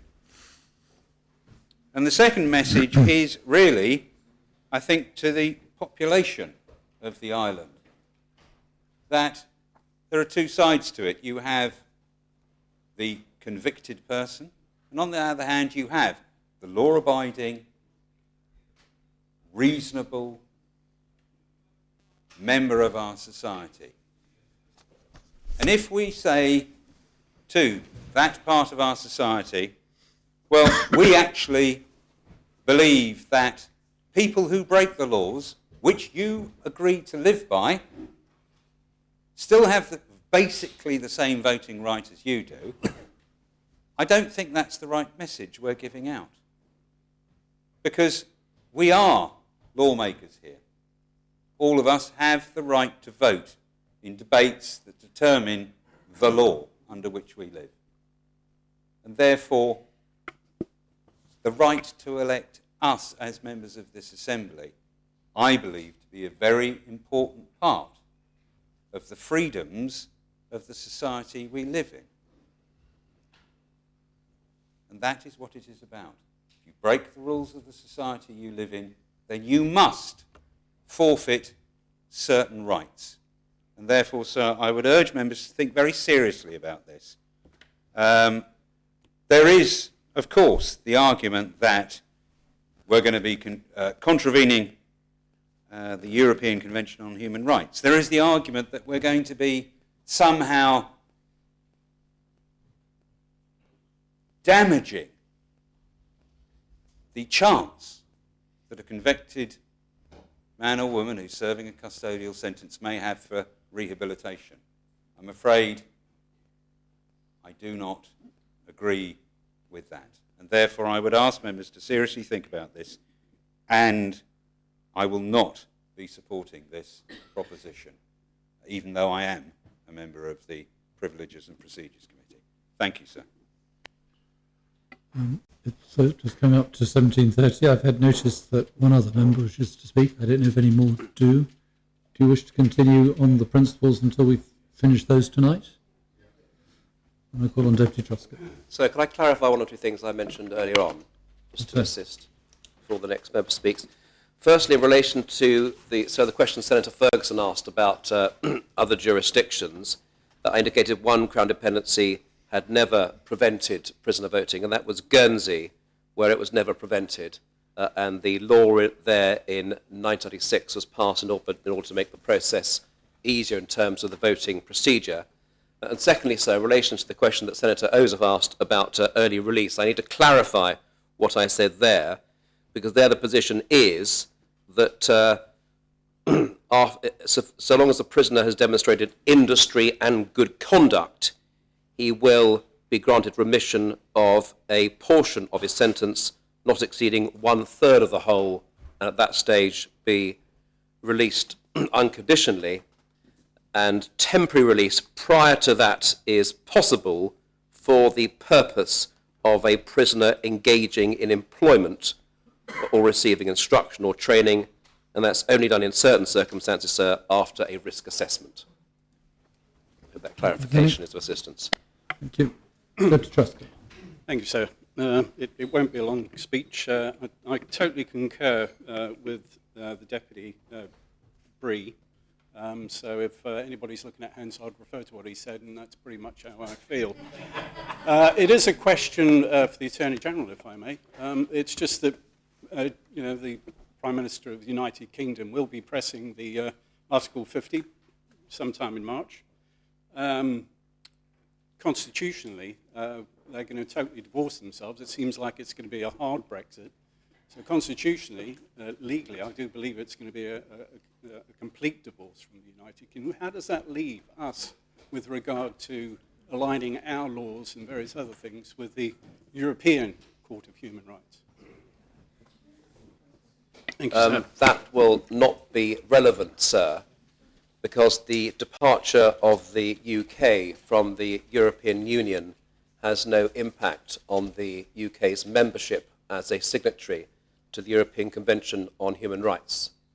They are separate institutions, and the obligations that the UK has, and indeed Jersey has, under the European Convention on Human Rights will remain exactly as they are today, notwithstanding the Article 50 notice and the UK's departure from the European Union. Any other members to speak? Yes. Senator Ritchie. Yes, thank you, sir. I will be brief. I wanted to speak because of the previous two speakers and their questioning of the convention and our status with regard to that. This Assembly, many years ago, voluntarily became a signatory to the convention. We recognised it was something which we thought it was an appropriate set of rules and guidelines for us to aim for our community. And I do believe that what is in the convention is appropriate. We've had some very, very good speeches putting forward the reasons for allowing this to go through regarding rehabilitation and people being a member of our society, and I think those are all very valid comments. So I would suggest to members that with regard to the human rights obligations that we freely signed up to, and which we understand from the Attorney General it will not be affected by UK's decision to come away from the European Union, that I don't know if members are aware of how the convention operates, because on a regular basis we as an island have to make reports to the convention to say how our standing is with that convention, and this has been identified to us as something which we are failing on, and we need to put this right. And the Attorney General in his earlier comments made an observation that it would be quite possible for someone to challenge that in our court, in our royal court, and would be found against us. Is his judgment, his advice to us. So I don't think that that we should take it lightly to think that it's something that we shouldn't be supporting. I would urge members that, for all the very, very good reasons, we've had very good speeches about rehabilitation and making people part of our community, that we should ignore that. And I urge members to support this proposition. Deputy Sir Martin. Thank you, sir. So I've got three things to say, and I'll be as brief as I possibly can. The first one starts on the first line of the report, where it says here, and I quote, "Most European countries have no form of electoral ban." And I wouldn't want members to think that it's just Jersey and the UK that don't allow prisoners the right to vote. And I've got a list here, and unless I'm very much mistaken, Estonia, who will be taking over the presidency of the EU next year, or this year, do not allow prisoners the right to vote. The second thing I'd like to say is that I always try, where possible, to be as consistent as I possibly can. And I took very much to heart the points made by the Constable of St John over the blurring of lines and how areas become grey, and how you tell the difference between 4 years, 4.5 years, 3 years.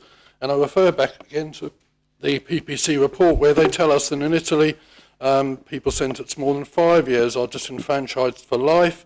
Those sentenced between 3 and 5 lose the right to vote for 5 years, and below that you can continue the enjoyment. And I think to myself, around the European countries alone, we have different legal systems with different sentences, and how we can pick a number which means the same in different countries, I don't know, because I believe that in different countries a number 4 or your 4-year sentence might mean different things for different crimes.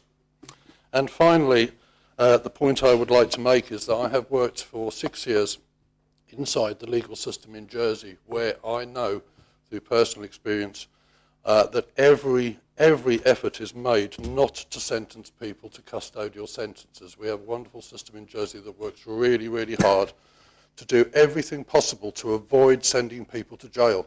But occasionally it does happen, and these people do go into, do suffer custodial sentences.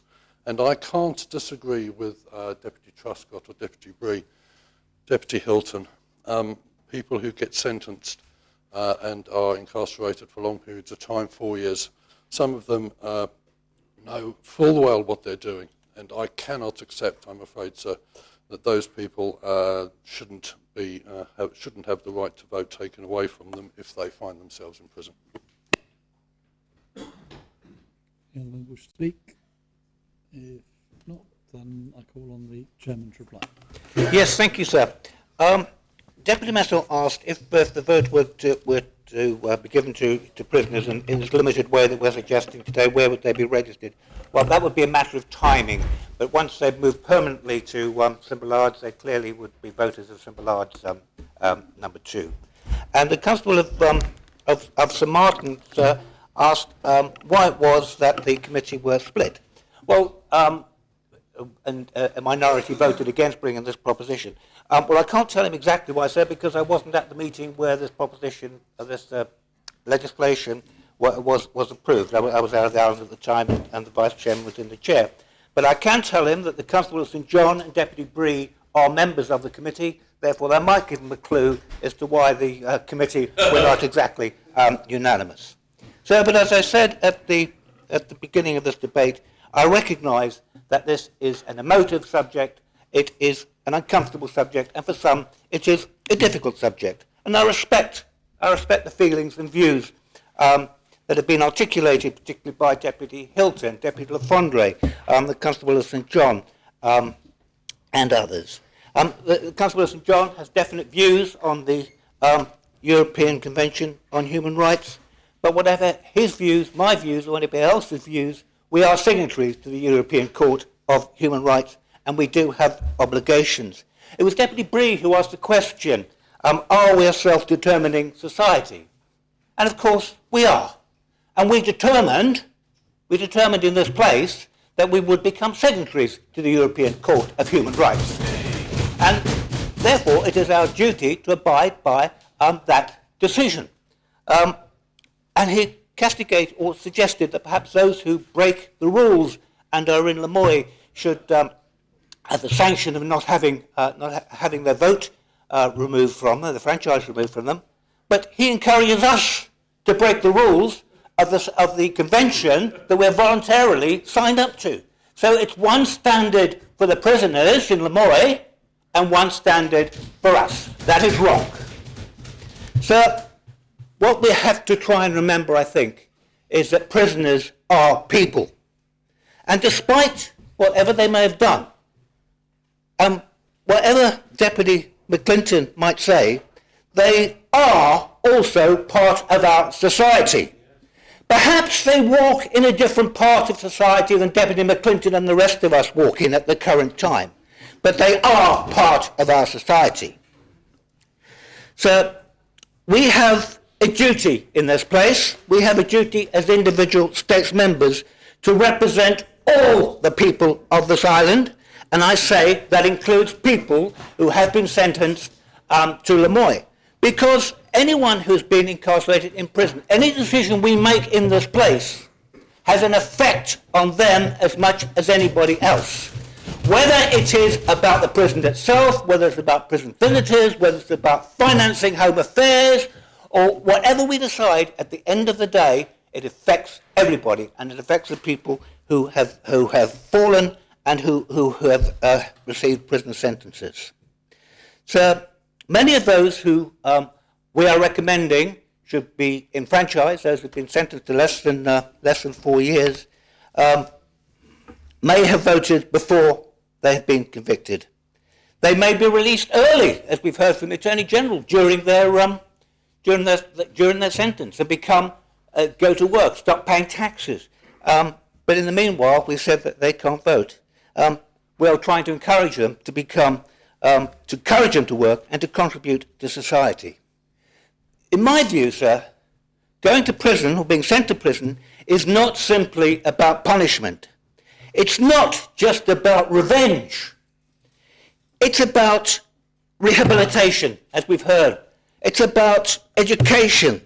It's about encouraging those who have fallen on these difficult times to become members of our society, as Deputy McClinton recognises that society, which is the whole society. So Deputy Luce, Deputy Sir Martin, made a very strange speech. I mean, I don't know if he wants us to be like every other nation in Europe, or who has ever signed up to the European Convention. But as I said at the beginning, we decided on 4 years because that is the most appropriate time sentence for Jersey, because that is the superior number of the Royal Court can sentence individuals to more than 4 years. Therefore, that is the most serious of crimes. Of course, anyone who goes to prison has committed a serious crime. But what we're saying is those who've committed the lesser crimes have got more chance of being rehabilitated, and we should be doing all that we can to encourage them. So I maintain the principles.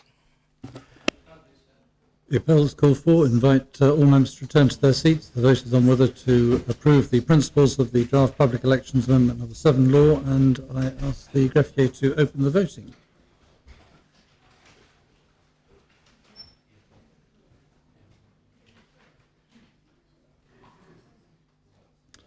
If all members have had the opportunity of voting, I ask the greffier to close the voting. I can announce the principles have been adopted. 30 votes in favour and 14 votes against. 14 are Senator McLean, Constable St John, Deputies Hilton Le Fondre, Deputy of Trinity, Deputy Kevin Lewis, Deputy Noel, Masson, Pinnell, Deputy of St Martin, Deputy Bree, Deputy of St Mary, Deputy Truscott and Deputy McClinton. Sir, if I may, before we adjourn, could I inform members that I wish to withdraw, even at this late time, the taxation of high-value residents, proposition P127. I don't want people staying up all night writing their speeches or rehearsing their speeches, because there's barely a gnat's whisker between myself and the Treasury and Resources Minister himself. So could I just thank the Deputy for that and just say that unfortunately I spent all last night preparing for that. And it's a great disappointment that members won't have the opportunity to listen to my speech, but I thank him nevertheless. And that's greatly cheered me. There's no safe thing for the Chair to say at that stage except to note that P127 has been withdrawn. The States now stand adjourned until 9:30 tomorrow.